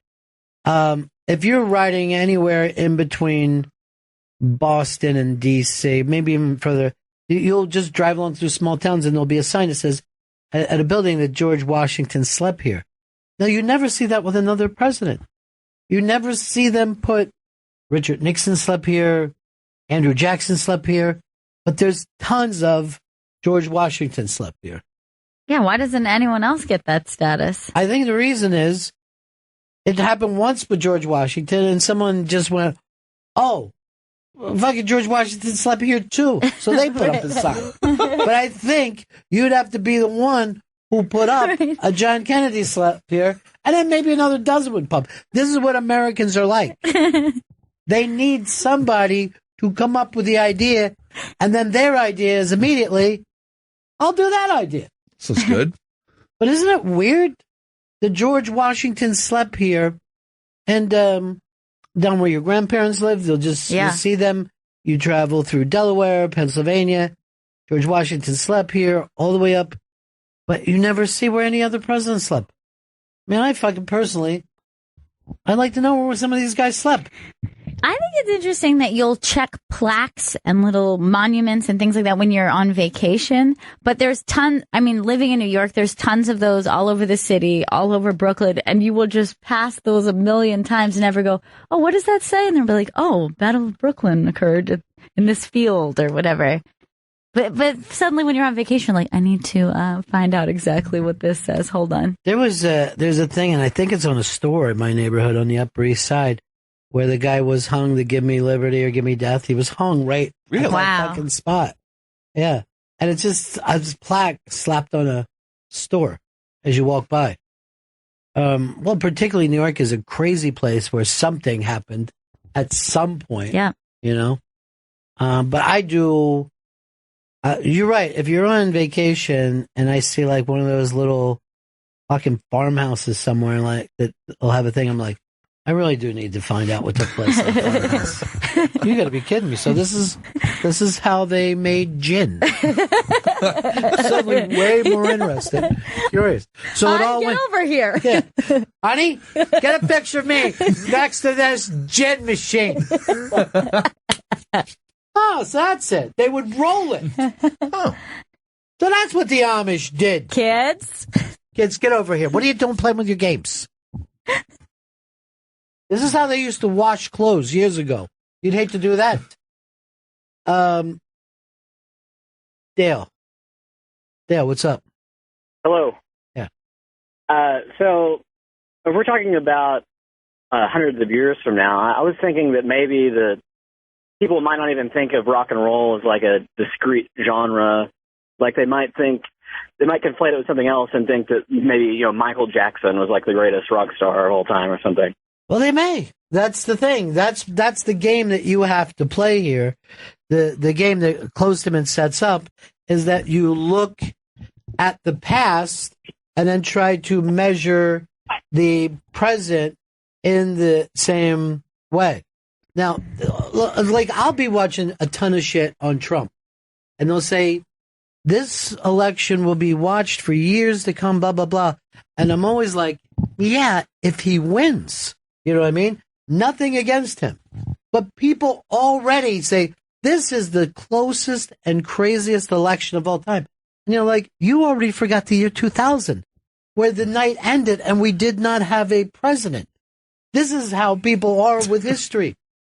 If you bring up Who did LBJ run against? Who did Richard Nixon run against? I think most people today would be stumped. Yeah. So I've seen, time and time again of people that just because they were, like Ted Cruz is a kind of an interesting thing, or Little Marco. They were probably some of the most famous people in the country a couple months ago. There hasn't been a Ted Cruz article since. I've seen a couple of Little Marcos. Will he, take the vice president thing? But you're just kind of out once you're out, and you're not remembered. So it will be difficult. It's only a game, of course, that you play. Who do you think is going to be the guy remembered? Paul. Paul, go ahead, buddy. You're on the Bennington Show. Hello? Yeah, go ahead. Yeah, it's Mark. Sorry.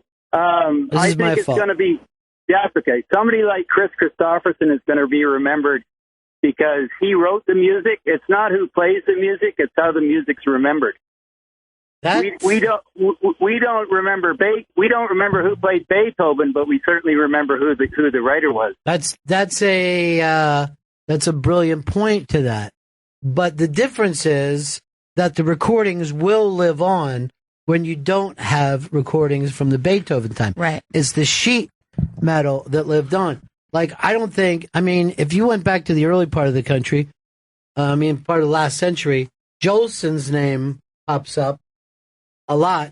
He was a great entertainer, and he was like some of the first recordings that people had to own the recordings by Jolson.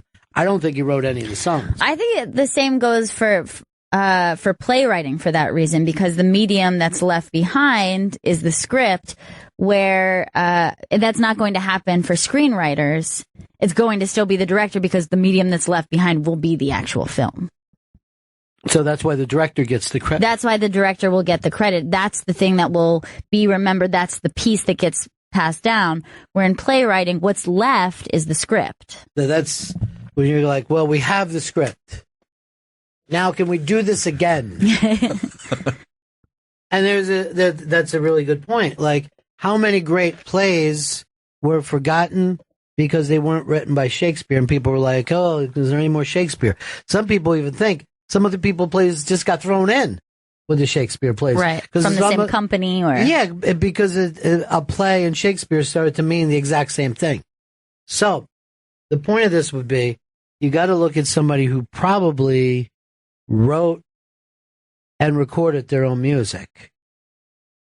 And at what point does that take place? If you're going to look at rock and roll, when you look at the early people of rock and roll, rather than Elton John in the 70s, who you could say moved it along, or, but are the Eagles ever going to be as big as the Beatles, because they came, really, when you think about it, 6-7 years later? Think of how short 6 or 7 years seems. But if you look at rock and roll, the Beatles seem like they started light years before. 6 or 7 years, you're basically in the same generation. Right. Yet it doesn't, there's at least probably 2 or 3, rock generations between Elvis and the Eagles. Seems like an eternity. Elvis could start in 56. The Eagles probably started in 70. It's 14 years. Right. And so much had changed by that time. Like that genre was right. Like... you could probably call it one generation, but it seems like it's 5 or 6 rock and roll generations.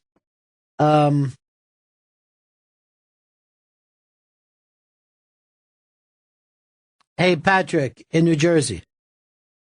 Hey, Ron, I'm sorry nobody will correct you. They never will. The plaque in New York City is for Nathan Hale. You are 100% correct. Yeah, that's so crazy that I didn't correct him. Pretty good prize closet, my friend. Nathan Hale is the Give Me Liberty or Give Me Death guy. It's the pretty good prize. It's the pretty good prize closet. We have pretty good prizes. It's the pretty good prize. It's the pretty good prize closet. We have good prizes.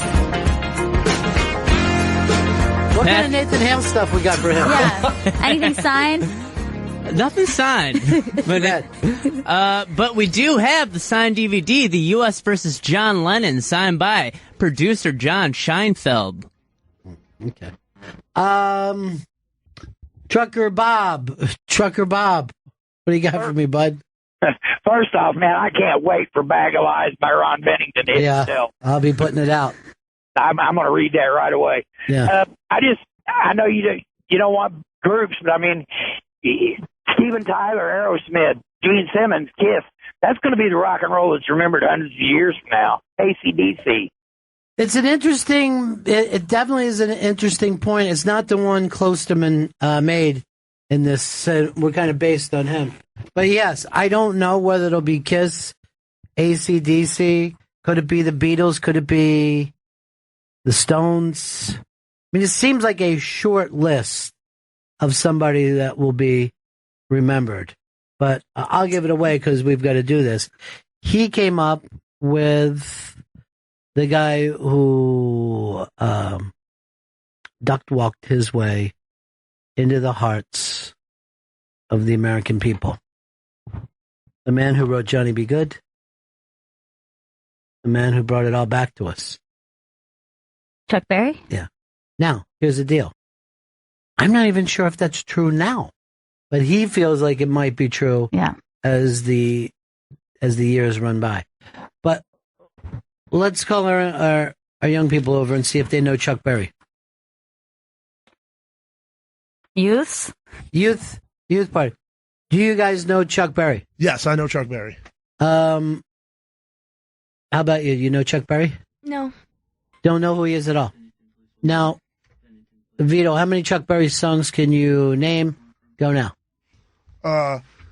Johnny Be Good, Run Run Rudolph. That's it. That's good.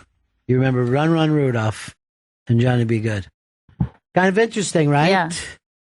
But I think that he's got that iconic thing where when you're at the start of it, that's why you'll be remembered for it. It doesn't necessarily mean it has that weight now. But when you are as the years go by, when you're looking at the history of anything, you're going to look at where something began. I saw a person who was high it up on Periscope not too long ago, and she claimed that Yoko Ono was married to John Legend.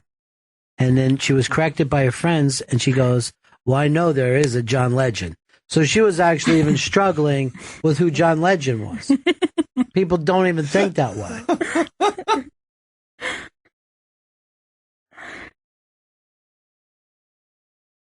It's a very interesting thing, though, to see who gets remembered, who gets forgotten, even in the course of 15, 20 years. You know? All right, Dan is going to be here. Dan Perlman, we're going to talk a little bit of comedy with him. His show, what's the name of his show? Hindsight. Just got the big green light to do the pilot.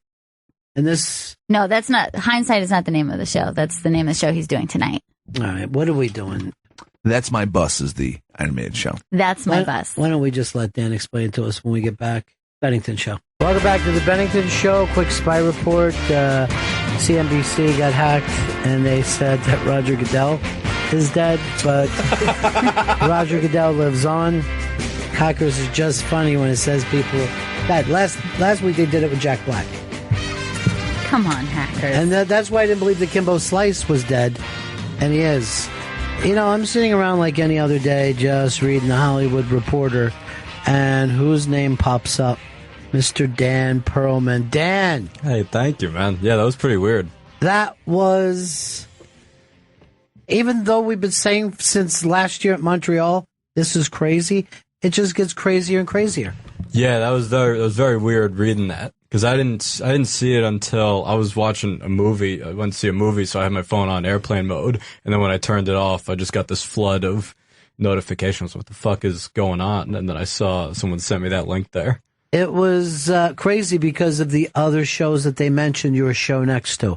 They mentioned the biggest animated shows of all time and then threw you in. Could join a lineup of The Simpsons, Family Guy, Bob's Burgers. Like, well, that's silly. They just perfectly framed how insane that is. Completely. Just ridiculous that is. Now, where are you in terms of the show? You get to shoot the pilot now. You get to. Yeah. So you've written it? We've written it, and they gave notes. So, like, first we had to get notes through 20th Century, like the parent company, and they approved it, and then they sent it back down to Fox, but they were the ones that initially liked it and bought it. So then they gave a few notes, and we just gave those. And so, yeah, we're greenlit to do pilot presentation. So that's how they do it with all their animated shows. Right. Like that's what they do with Bob's Burgers and all those shows, because the time and money it takes to do like a full 22-minute pilot, they'll just do like a 10-minute sizzle of it. And then from there, decide what they want to do with it, now, the series or whatever. What is the story with my character, Uncle Dab Dab? Is that still... Is that still on? I mean, I kind of think the name is silly, but dabs are big now, right? Huge, nothing but. And he's constantly dabbing. Everyone loves the dab. Come on, Dan. And I mean, you got to have a funny uncle. Oh, yeah. Of course, yeah. No, he's there. He's a constant presence. Okay, good. He's just out of the shot. Right out of frame. Just dabbing away. So you've got offices. Do you have offices now? No. I usually work in a deli over by Grand Central. That's kind of romantic. It's very sweet. Dan Perlman is crazy. It's crazy, but there's just like if you're watching anything, you're over the next hurdle, and there's another hurdle. You've jumped over the next hurdle. You've run through the creek. This is like Survivor, At a certain point, you start to think this is getting close. This guy's going to make it. It's all play at this point. I mean, this is like, I thought we'd maybe screen it at some bar in Brooklyn, Videology, where they show some stuff, and then that would just be it. Dan, I can't stand a level head. I need you to either be... You know this about him. I want you either to be cocky or freaking out. I want your personality to change. To just change. I like you just... I'll try. Yeah, or just start smoking cigars and lighting them with 50s. Throw it in our faces, Dan. Come on. For the love of God. It's very exciting for us as well.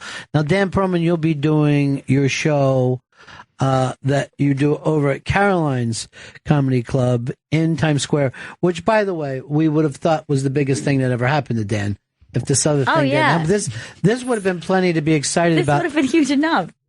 You've got some great people with you tonight at Hindsight, Carolines.com for tickets. Listen to this. Lisa Traeger, Sean Donnelly, Amber Nelson, Josh Rabinowitz, Nick Turner. This is a great show. Yeah, they're an awesome lineup. Yeah, I'm really excited they all... I'm surprised when anyone agrees to do anything. So when all five of them agreed, I was like, well, that's great. These are great names, too. I don't have to do anything. This is a big New York show. Now... You can go over to Caroline's Comedy, Carolines.com, and there's a promo code, had to be there, and you can get free tickets on this? Yeah, $0. $0. What do you got to do? What do you got to do to get the free tickets? Just type in that promo code, had to be there, all one word, and put your name and stuff, and then just show up. It's so simple. That's nice. That's a great lineup. I love Lisa. She's great. She's her and Dan are pretty much same generation, and she's also just going through this like a knife through butter, Yes. You see some people struggle, and they're talking with their managers, and they're talking with their agents, and then Lisa doesn't seem to give a shit. No. And just walking into one great gig, into the next, killing, moving on. She'll actually come in and go, what is this? What is this even supposed to be? She doesn't give a fuck. No, she does not give a fuck. I love when she talked about Horace and Peace. She's just like showed up. She was late. She was just like, this is crazy. She was the last person there, and she gets there, and all these stars are sitting around the table. Waiting for her. That should be her story that she tells. Table she had Alan Alda just sitting waiting. Yeah. Waiting. Oh, boy. Waiting. 80-year-old legend. She's hungover. She just rolls up like, oh, I didn't know this was going to be a big deal. Yeah. She had a muffin or something. Now, how does Hindsight work? So I co-hosted with Billy Princell, and so he and I are on stage. So we'll banter, we'll bullshit up top, and we'll talk to the audience to try to warm them up a little. And then we'll bring a comic out, and they'll tell some story. We're on stage, too, so we're over to the side, and we're mic'd up. And so we'll interject if we have questions or if we feel there starts to be a lull, if it gets boring. Let's play it now. Chris, I want you to think one of your stories, and then the three of us Well, me and Gail will be Billy, and then Dan will be Dan. Joe, you be the audience. Classic Billy impression. All right. Is that? He has like a really intense laugh. I thought he was supposed to be stopping in here. Are you the one keeping him out? No, I'm not keeping him out. Are you worried I'm going to hear stories? Yeah, I should have. Yeah. Well, you're doing that comedy 101 with us. Yes, I'm very excited for that. Yeah, and those tickets went like that. I mean, just ridiculous. The fact that everybody wanted to see that show again, the second that we said amazing, and then we have 3 big comedy legends as our judges. We're all excited. The people I rounded up, a lot of them were very excited. One of them, young guy, he had to back out because he said his mom looked up the show and said she didn't think he should do it. So one kid's mom forbade him from doing Comedy 101. That's probably the best idea. Good mom. You know what I mean? If your mom gets to say, I don't want you. Do they know how vicious New York comics are? And that the New York comics love it in each other? It's like a requirement. Well, one of the best ways I ever heard of it was from Jim Norton when he was saying, when I'm getting my balls busted, he goes, I think to myself, the funniest people in the world are paying attention to me and breaking my balls. Right. And I thought that was hilarious. That was a great way of doing it. All right, Chris, start to tell your hindsight story. If this works out, you might be at Caroline's tonight. I can't wait. Promo code had to be there for free tickets. That's it. Had to be there. By the way, that's all one word. That's all just one word. And Chris, I'd love to see your name in this lineup because you're a very talented man. Here's hoping. All right, so I'm at SUNY Purchase.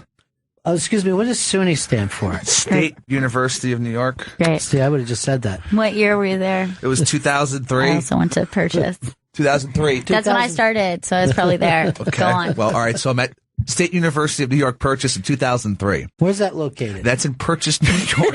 Oh, okay. Right next to White Plains. Oh, that's a great area. Oh, love it there. Affluent. You ever been to Harrison? Great I little love town. Harrison. There's a diner I always try to stop my in God, there. yeah. Great cream of turkey soup. Story. Well, I get French toast every time I go there. They have a nice French toast. Every Sunday they have a cream of turkey soup there. But I was in there one time and I'm eating French toast, and who walks in?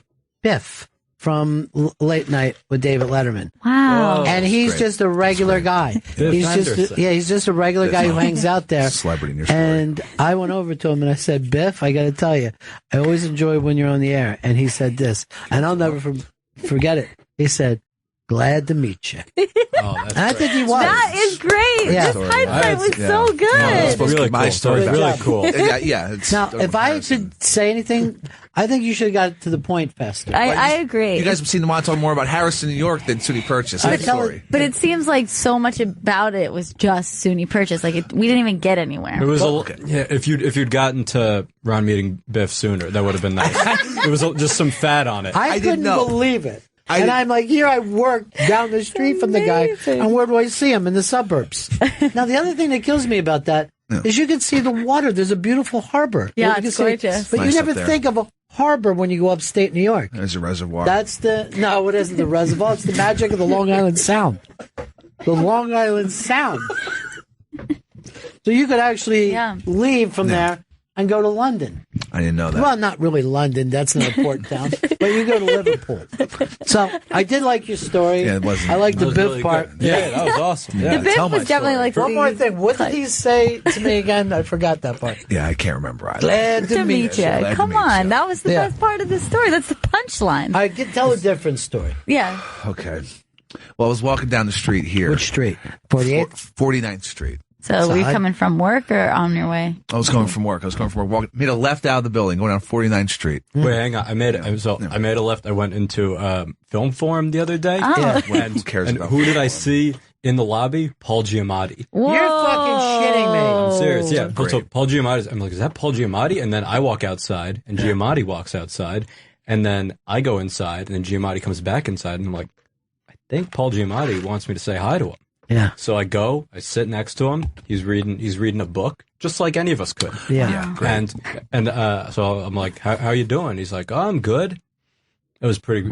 So Here's the thing about this is Giamatti. fantastic. yeah, He might have in the back of his mind for voiceover work. He might have been This is stalking great. you. that's what I was thinking. I'm This gonna is leave. great. I'm I think gonna it was leave. just I even hate to say this because it affects me. He'd be perfect as Uncle Dab Dab. Don't say that, Ron. You're Uncle That's Dab Dab. me putting the project above me. Yeah, now you can see his dedication. Yeah. Maybe we could do a double. Oh. Double Has this dab? ever been done? Yeah. Double dab. Two guys doing the same voice simultaneously. That is kind of voicing cool. the same character. Are they twins or Siamese twins, maybe. Oh, I don't know if that's a shit. PC term or Have what. we? but- I mean, first of all, this is a time where sexuality is pretty fluid. Are they Siamese twins having an affair with each other? Oh Is yeah, that do it. weird? No, do Okay. it. That can be done. Yeah. I don't know about this story, Chris. Yeah, You just yelled "do it" for no apparent reason in the middle of your story. So go ahead. News. Oh, that story sucked. Let me go to a new one. I'm in Astoria, New York. Oh, I live there. That's great. I always wondered though why, and you have a place that's Queens, it's already separate. Why do you got to break it down into Astoria? You know what I mean? I know. Like how small do we got to get things? Like you should say Astoria, comma, Queens, comma, New York. Right. Not Astoria, New York. And a lot of people don't even realize this. Queens is Long Island. Oh yeah, it's one and the same. It's on the island itself. No, but you don't want to be grouped in with them. No, I know, I understand that. But if you look at it, it actually is part of, Chris, get up a map of Queens and Long Island. You will see that Queens is part of Long Island. So when people from Queens say, I'm going from Queens out to Long Island, I go, don't you mean you're staying on the same island? Yeah, that's one Long Island. Yeah. There's borders for a reason. Do you have that reaction when people say they're from the city and then you say where and they say Long Island? You're like, no, that doesn't fit. Well, people in Long Island, and I hate to say it, but if they didn't get New York news, we just consider them hillbillies, you know? Like, a lot of those people in Long Island, look how it looks like Long Island just fell down from Connecticut as it is. I mean, it's you could see how this whole thing works. You could easily take that, push it, yeah, and it would fit right into Connecticut perfectly. Chris, your story, please. I was in Astoria, Queens, New kind York. of a lull there. Yeah, but just try to keep it moving. You gotta keep it moving. The Long You gotta- Island thing came up. The main thing you got to do is focus. Look, we want you to make hindsight. Okay. You know what I mean? All Like, right, I want you to get I'm there. gonna get there. All right. I so mean, I'm gonna- you're not going to be any Lisa Traeger or Sean Donnelly. You're not even going to be a Nick Turner, but could you be an Amber Nelson? I mean, is that, you know what I mean? Could you start to look at that spot? I just want to get in the lineup, Ron. That's all you got to do. You got to crack that team. Get in the game. What am I going to do to see Chris? I go to carolines.com and then the promo code is had to be there. Mm-hmm. It's all one word. No, will I have to put the had to be there in there, or since I'm going to be part of the show? You better put it in just to be sure. I will. I'll just go anyway to Caroline's. Why don't you go tonight with your story in your back pocket? One of these people falls out.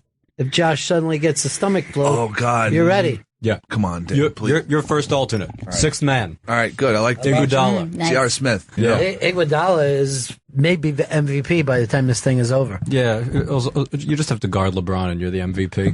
Yes. You stop what was considered the greatest player in the game. Stop them. I mean, LeBron looks cold to me. It's weird to feel bad for like a 4-time MVP. It's true. Because they shit on him like, oh, he'll lose in the finals for the 5th time, but it's like they wouldn't be anywhere close without him. He's made it to 6 straight finals. That team is garbage. Oh, yeah. I agree with you. Everything that you're saying is true. I mean, to get to the finals is impossible. He's done it 7 fucking times. Yeah. You know, what did Bill Russell do? 11 times? Mm-hmm. And he's, in my opinion, probably the greatest of all time. Speaking of which, Chris, yeah. I don't know whether you were with us when we went to the burger joint and Bill Russell was sitting there. I wasn't there. Because that could be one of your fucking stories. I know, that could We have just been your walk in and Bill Russell's sitting there. Wow. We're by here? Yeah, the one up at the hotel. Oh, that's He's just so cool. sitting there having a fucking cheeseburger and fries. I walk by him. I go like this, Bill Russell. So that's my story. Thank you, hindsight. You guys are fucking That was great. great. No questions. No, that was a perfect do a story. lot of people try to tell either drug or drunk stories? Sometimes. Not so much. I think last time List did. He told some like bachelor party kind of story, but he was prepping for Ari Shafir's show. So it was Is that gonna the be time like a that dirtier- is that the time he shit himself? No, Because that wasn't. I don't he's think got some horrible He does. drunk stories. One after another. What's that? Joe List is shitting himself stories and Oh, drinking. I thought we were talking about Astoria. Oh no, that I thought. You got to focus, dude. I'm sorry, Stay in it. I'm never in this fucking show. No, you know what? You don't get mad at yourself, do you? You just fucking just vow to do better. You just stay hindsight. Now, if I like that. Stay hindsight. If all else fails, can I borrow that Bill Russell story? Mm-hmm.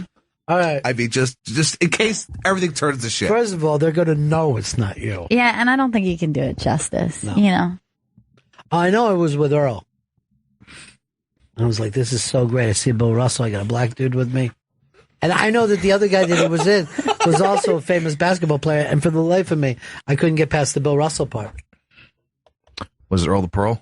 No, dude. Why would those guys are mortal enemies? They're not going to be fucking hanging out together. I thought maybe they, after the game, after retirement, they became friends. Yeah, why would together? Suddenly now we're going to forget the wars? You think fucking Patton was going to be hanging out with Rommel afterward? We saw some shit, haven't we, buddy? We did shit. We left it all on the field. Yeah. Why? Who do you think is the greatest basketball player of all time? Michael Jordan. Really? You still still buying an that MJ. 90s fucking hype rap? I'm What a do you got? 90s guy, man. What do you get, Dan? I like Magic. Dr. J. He's pandering. No, I feel But like to me, Yeah, he's pandering. because he knows. Yeah, he knows. But I met Dr. J in here. That could be another one of my stories. For some reason, I told Dr. J he cured racism in fucking Philly just because white people were cheering for him, and that hadn't happened before. I told Dikembe Mutombo, thank you for everything you've done. That's beautiful.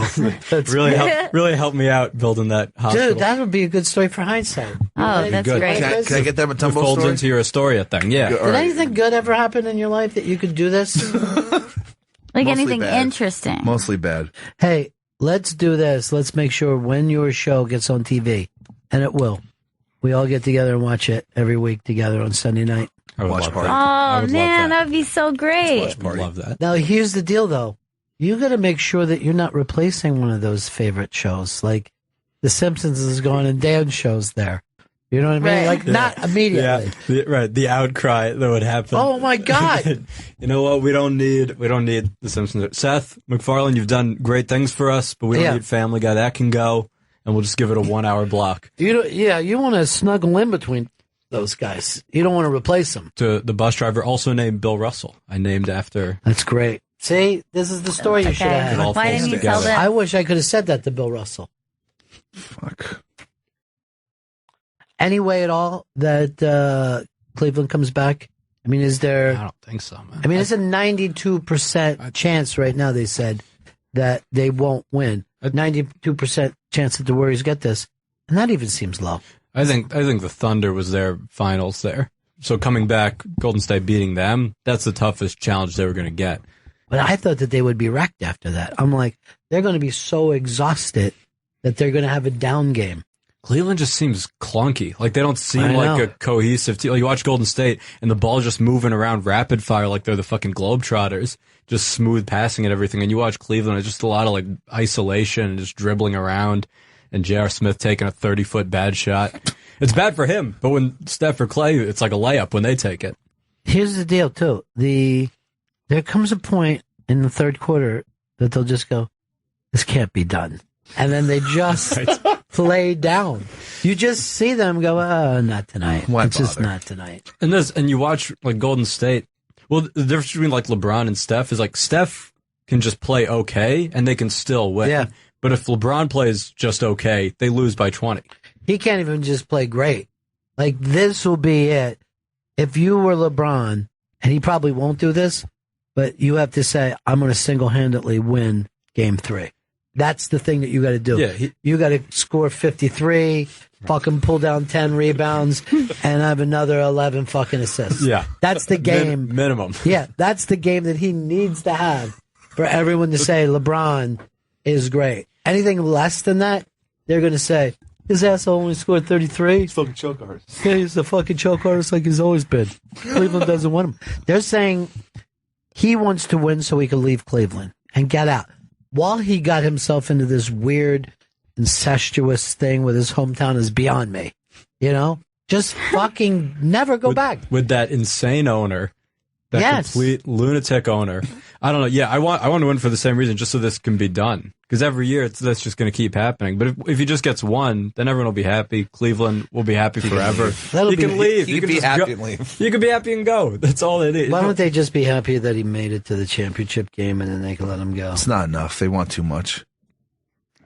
That's your story, Chris? No, it's not. That's not. They're just talking about LeBron. So Chris will be there tonight. Hindsight promo code at carolines.com. Had to be there. All one word. You can get free tickets going. Lisa Traeger is going to be there, which Madness, Sean Donnelly, Amber Nelson, Josh Rabinowitz, Nick Turner. Fucking killer lineup. All telling these stories out of their life. I like the fact that comics are doing that now, too, where it's just like, I'm not doing my act tonight. I'm not doing crowd work. I'm just going to go out and tell a story to people. I think it's smart. To be honest, I don't know if Chris is ready for this, because... I don't think Chris is ready for radio. Oh, no. Well, that's for sure. No.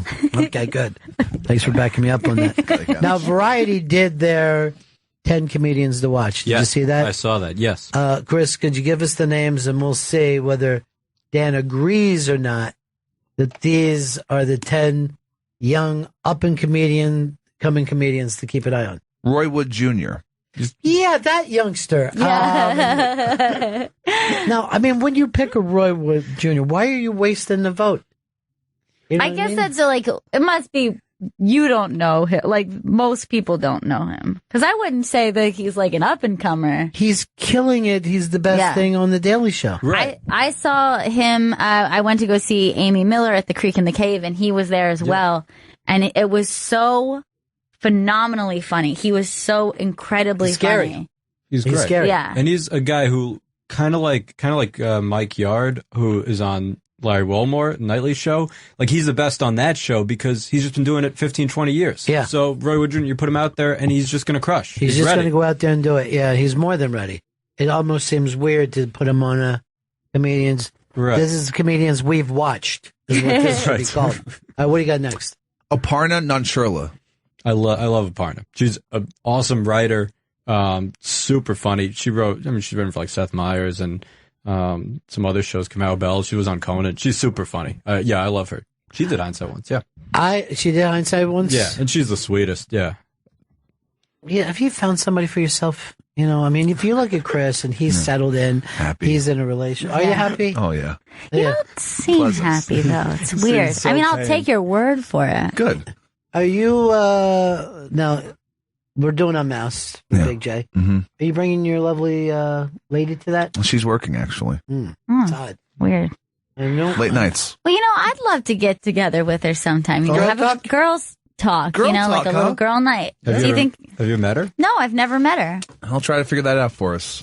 I saw her going into the woods once, looking over her shoulder like this, and her arm was back. Yeah. And I just thought, is that someone wearing a girl suit, or is that a real girl? It was a blurry picture that I took. Is that a girl suit? She's some great big fat person. Go ahead, Chris. That was a quote as well. I wasn't talking about your girlfriend. Cameron It's a movie quote. She's very slim. Tiny. Now, Cameron, this youngster, I mean, she's already for 2 years been one of the hottest people in comedy. Right, yeah, she's everywhere. Yeah, I mean, she does her own shows. She sells out Yeah. theaters. She's like a fan following. Yeah. That doesn't, it seems like it's cheating to put her on the list of people to watch.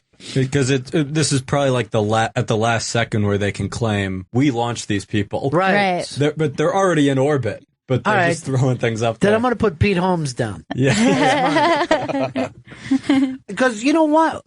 He got an Apatow show, and that might really help him to get the notice that he deserves. Next is James Adomi and Anthony Atamanuik. Again, to me, that's the biggest touring comedy this year. Yeah, the Bernie Trump thing. Yeah, it's so unbelievable. Funny. They're so funny. I had those guys come in. This goes to show you how crazy fucking comedy is, and how it just gets shit upon when people don't mean to. But they said to me when they left, "Hey, thanks for letting us be ourselves." And I'm like, "What do you mean?" And they said most people go, "No, just show up as Trump and Bernie when you come in and do the show." Right. They just want them to be in character, and I'm like, well, I'm going to start trying that with sitcom stars. You know? This is the hottest show touring out there, and Dan will know this.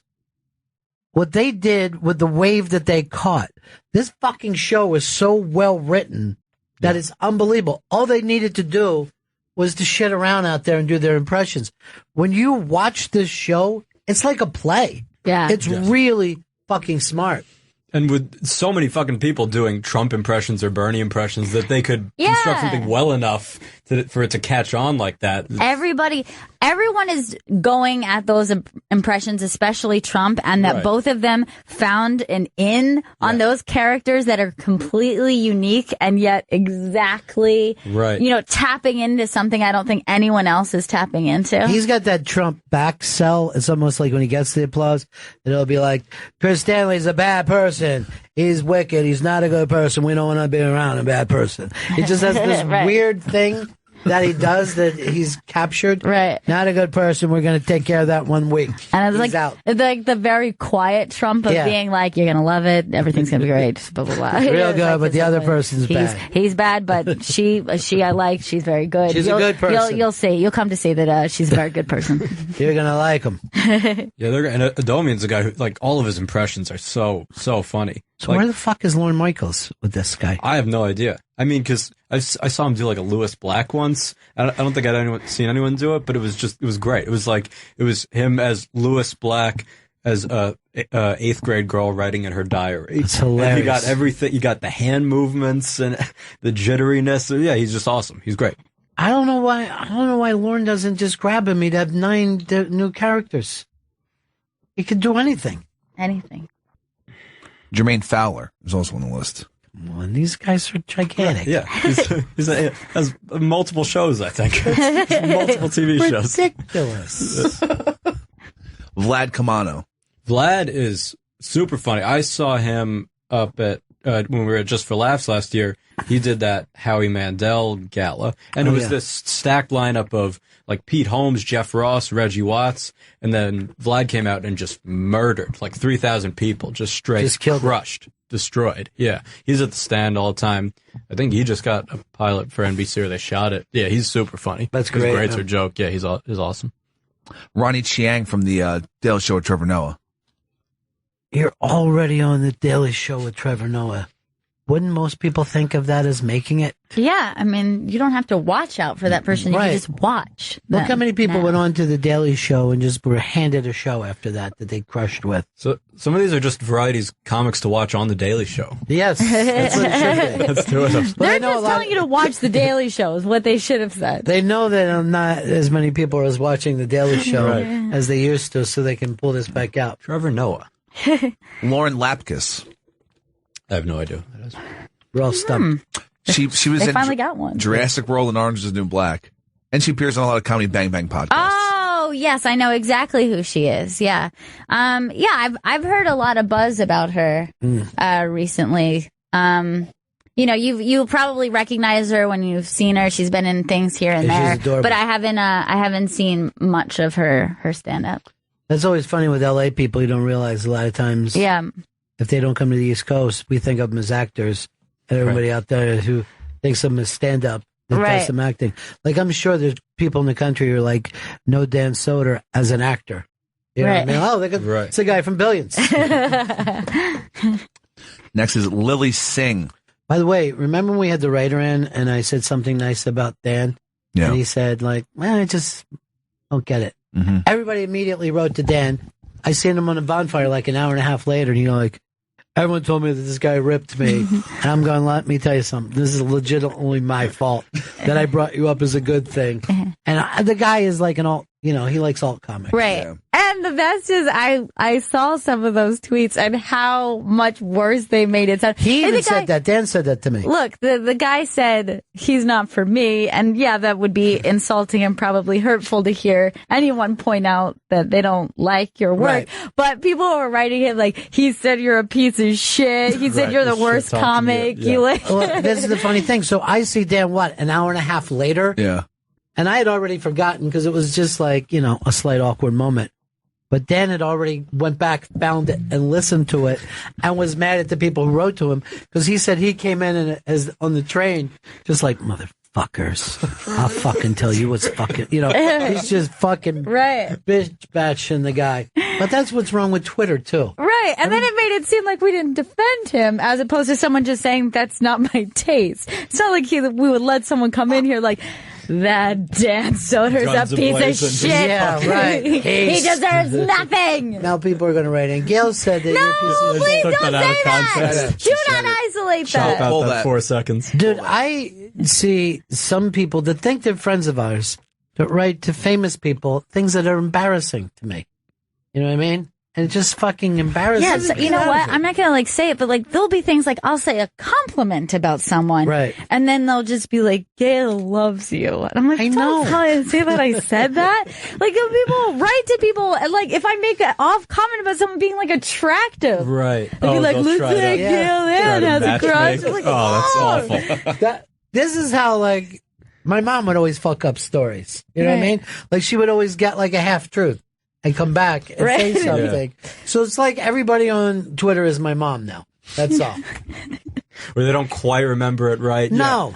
Yeah. My mom does that too. If I'll make a joke a year ago, she remembers that story as something sincere that I said when I was 5. Right. Well, they also have this thing of you didn't grow past a certain age, so they'll also hold you to certain tastes and preferences you had. You don't as a eat child. lobster. You're like, that's not I true.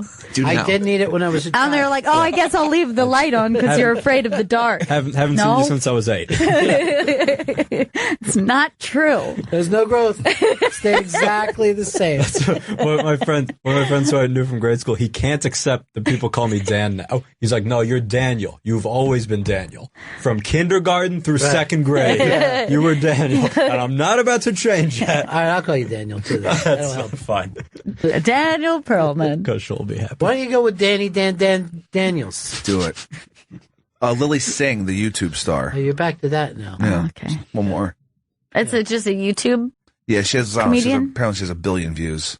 She does a lot of character work. I love sounds her. made up. Billion. Oh, yeah. She got 1 billion views. She's got 1 billion views. So she's bigger than the Beatles. And then finally, Granger Smith, who's another YouTube star. It all seems to be about that YouTube these days. I know. They say that's where how the youth likes their comedy. I know that Vito plans to start Snapchatting. Yes, he's going to be 10 seconds at a time. He's going to Snapchat. snapping. I got a Snapchat from Vito a while ago. I don't even remember what it was, but it was something that why is he privately sending this to me? Oh boy, that was my personal Snapchat, but the Snapchat I'll be using is Bennington Snap on Snapchat. Bennington Snap. Bennington Snap. That's a ridiculous thing. I'm going to follow Head to Snapchat right now. Type in Bennington You don't Snap, have anything. one word, and you're going to start seeing shit go up real soon. That's not the way you put things out. Well, it's only up there for a limited time, so I want to make sure everybody can get to it. Why is it only up for a limited time? That's the way the snaps work. Just like there isn't any snap up. Oh, you would have to have made a snap, and then you said, "Go see the snap." It's unbelievable. Go to the movie theaters. Wait for the movie to come out. You'll be seeing it real soon. Oh, Vito. You follow me, and then you'll see some shit go down. I'm already ready to pull you off of it because you're not ready, and then you came in being cocky when you don't even have a product yet. The product is the account. It isn't, Vito. This is what's going to keep you from getting to do things as an adult where I don't have to watch over you every second. The product is not the account. The product is the entertainment value of the snap. And you're going to see all of that. Oh, my God. I hate the cockiness. I hate it. I would rather him go, oh, my God, you're right. I better go and shoot something right now so people can see it. Now, what would you shoot? We're doing a behind-the-scenes show. What's going on behind What is behind the scenes today? Well, today, you would see, maybe me going to grab Dan, saying what's up to him. Maybe live Gail, looking of what's going on if you were in this now. position, what's the go-to thing? What would be? We have a lovely new intern, a love that everybody would love to see. Interne. Get to know the interns. That's right. I should be doing that. That's why you're off of it. Who am I going to sign it to? Well, Chris, you're busy with hindsight tonight, right? No, I'm gonna be there. I'm worried that your story is going to blow because you didn't even get anything out today. I got Bill Russell. The story of Bennington Snaps, the origin. Okay. Yeah, when you tell that story. Okay, well, it was a Tuesday in 2016. It was around 2:34 p.m. and there was this intern called Vito, and he just started to say out of nowhere, Bennington Snap, and started plugging before he even snapped anything. And then I took it over. Oh, boy. It's not going to go well. If that was a snap, I would have said this is too long. That's 10 seconds. I can't get back, as they say on the internet. Can you do a hindsight where it's just rapid fire, snap style, Holy 10-second stories? Oh, that's for the kids. Yeah, you got a great That's like, name. you know what I mean? Like, I got a perfect name, Millennials. yeah. We call it Bennington Snap. Now, And here's- you go up, you do 10 seconds, and you're out of there. Now, here's the problem. You are going to have to book about 40 to 50 comics. That's fine. But that's fine. still 40 to 50 times 10 seconds. Yeah. That's really still going to be a short night. on a fortnight. Did the snap go out yet? Getting up right now. Does the new intern have a name yet? No. Well, we haven't. Fresh. Yeah, we haven't interns. given her. We're just using her Christian name, as they say in the business. Nice, yes. But is there a nickname she wants? Have her come in and meet Dan. Yeah. Come on, let her meet Dan. That'll be nice. Yeah. Dan's our guest. Let her meet him. You went out with our other intern before, remember, Molly? Oh, yeah, we went on a date. That's right. How did it go? Was it a good date? Yeah, it was fine. She just started work in Boston yesterday at a radio station. Really? up there, Oh, yeah. that's cool. Yeah, she would be our intern success story if it wasn't for you. We'll never have a... Is it too heavy for her? Oh, no. Come in, honey. Now, this is Dan. Have a seat. Hi. How are you? Good. Nice to meet you. You too. Now, he was just in the same position as you are now, just a couple of years ago. And now look at him. He's heard. taking over Fox Broadcast. Congrats. Running the network. I think something like Rupert that. Murdoch is out. Fresh blood. Anybody know who Rupert Murdoch just married? No. Nobody. No. Jerry Hall, who was Mick Jagger's Oh, yeah. wife. And Mick Jagger stole her from who? Anybody? Bowie. Brian Ferry. Oh. Brian Ferry. Nobody steals anybody from Bowie. You shooting the Snapchat right now? Yeah, he snapped. This isn't it. You now have the close up on her. Did you want to be on Snapchat? Yes or no? I was caught off guard running here. Now, here's the deal. I want you to keep an eye on it. Dan has gone out with other interns before. He's got a reputation. I have a girlfriend. She's great. Whoa. What's happened? Is she a comic? No, she's not a comic. No. Whoa! Just It's not person. funny. Yeah. Just a person. Now, where'd you meet her? One of your shows? Yeah, actually. Now, let me guess. She was a bank teller when you went to cash the first check from Fox. She was like, wait a minute. Are you single? What the? What are you doing tonight? Are all these zeros, did you put any of them in yourself, Dan? So you're in a real relationship. Yeah, we've been together a year and a half now. Yeah. Would you like to double date with Chris? That would be a thrill. that would be a be so thrill. good for you I guys. am 1,000%. We're all in Astoria. Oh, that's a good We're point. all in Astoria. That's a good point. Where do you want to go? Next to BBQ? You ever go there? That place, I'm not going to talk Why about. don't when I think Why don't you invite her tonight to Hindsight? she's working tonight. That would be great. Huh. She works nights. So what does she do for a living? Tutor. Who tutors at night? I don't think that happens. How late? Let me tell you this, Dan. Get a picture of her. I'll give you $1,000. Done. Yeah, and then I'll great. sell it for another $100,000. And then we'll to snap TMZ. that. You know, when do you guys come over my apartment? I'll make dinner for everybody. Wow. Dinner party. Oh, that's Yeah. nice. Nice dinner Maybe party. in a couple weeks. Why? I'm very busy on the weekends and Can whatnot. I tell you something? Yeah, what's if, that? If you put a wig on a bucket and put a smiley face and try to go over with a broom body, Because Dan will be able to tell. Here Dan, she is, I Dan. want you to just knock on her bucket head to see it for sure. Don't touch her! If we did that, I'm inviting Vito over and we're gonna Bennington snap the fuck out of that. Bennington snap. Da-da-da-da. Da-da-da-da. Da-da-da-da, da-da-da-da. Ah, Chris doesn't know the snap. You get a drink now. Drink. They don't have his water. Dummy. Really wish I like the nickname Dummy for you. Though. That's nice. Better than Fish Barge. You got a boyfriend, honey? You dating anyone? Nah. That surprises me. I know. You see a pretty girl. Lovely lady. Lovely. Thank you. Did you break up with someone recently? No. No. Are you making this just about you for right now? What do you mean? Is this a time for you to explore you? You want to stay single? You know, I'm just too busy. I Yeah. don't have time. Barely have time to walk my dog. I don't have time to. You know what's funny about me, and this is different. I was never too busy for even, any amount of relationships. I mean, even when I was in a relationship, I didn't feel like I was too busy. That I could go out and meet people.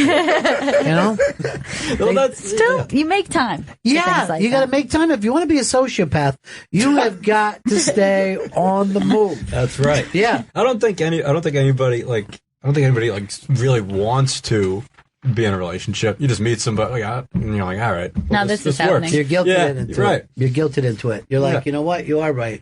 We have dated a while. Come on, move your stuff in. Every relationship I've ever been has fallen into reluctantly. I'm like, I would agree. That awkward moment where you're like, hey, are we gonna sleep with other people, or we're just doing that? Oh, okay. Okay, so this is a thing now. Okay, so that's the next stage in when you have it set ground rules for yourself.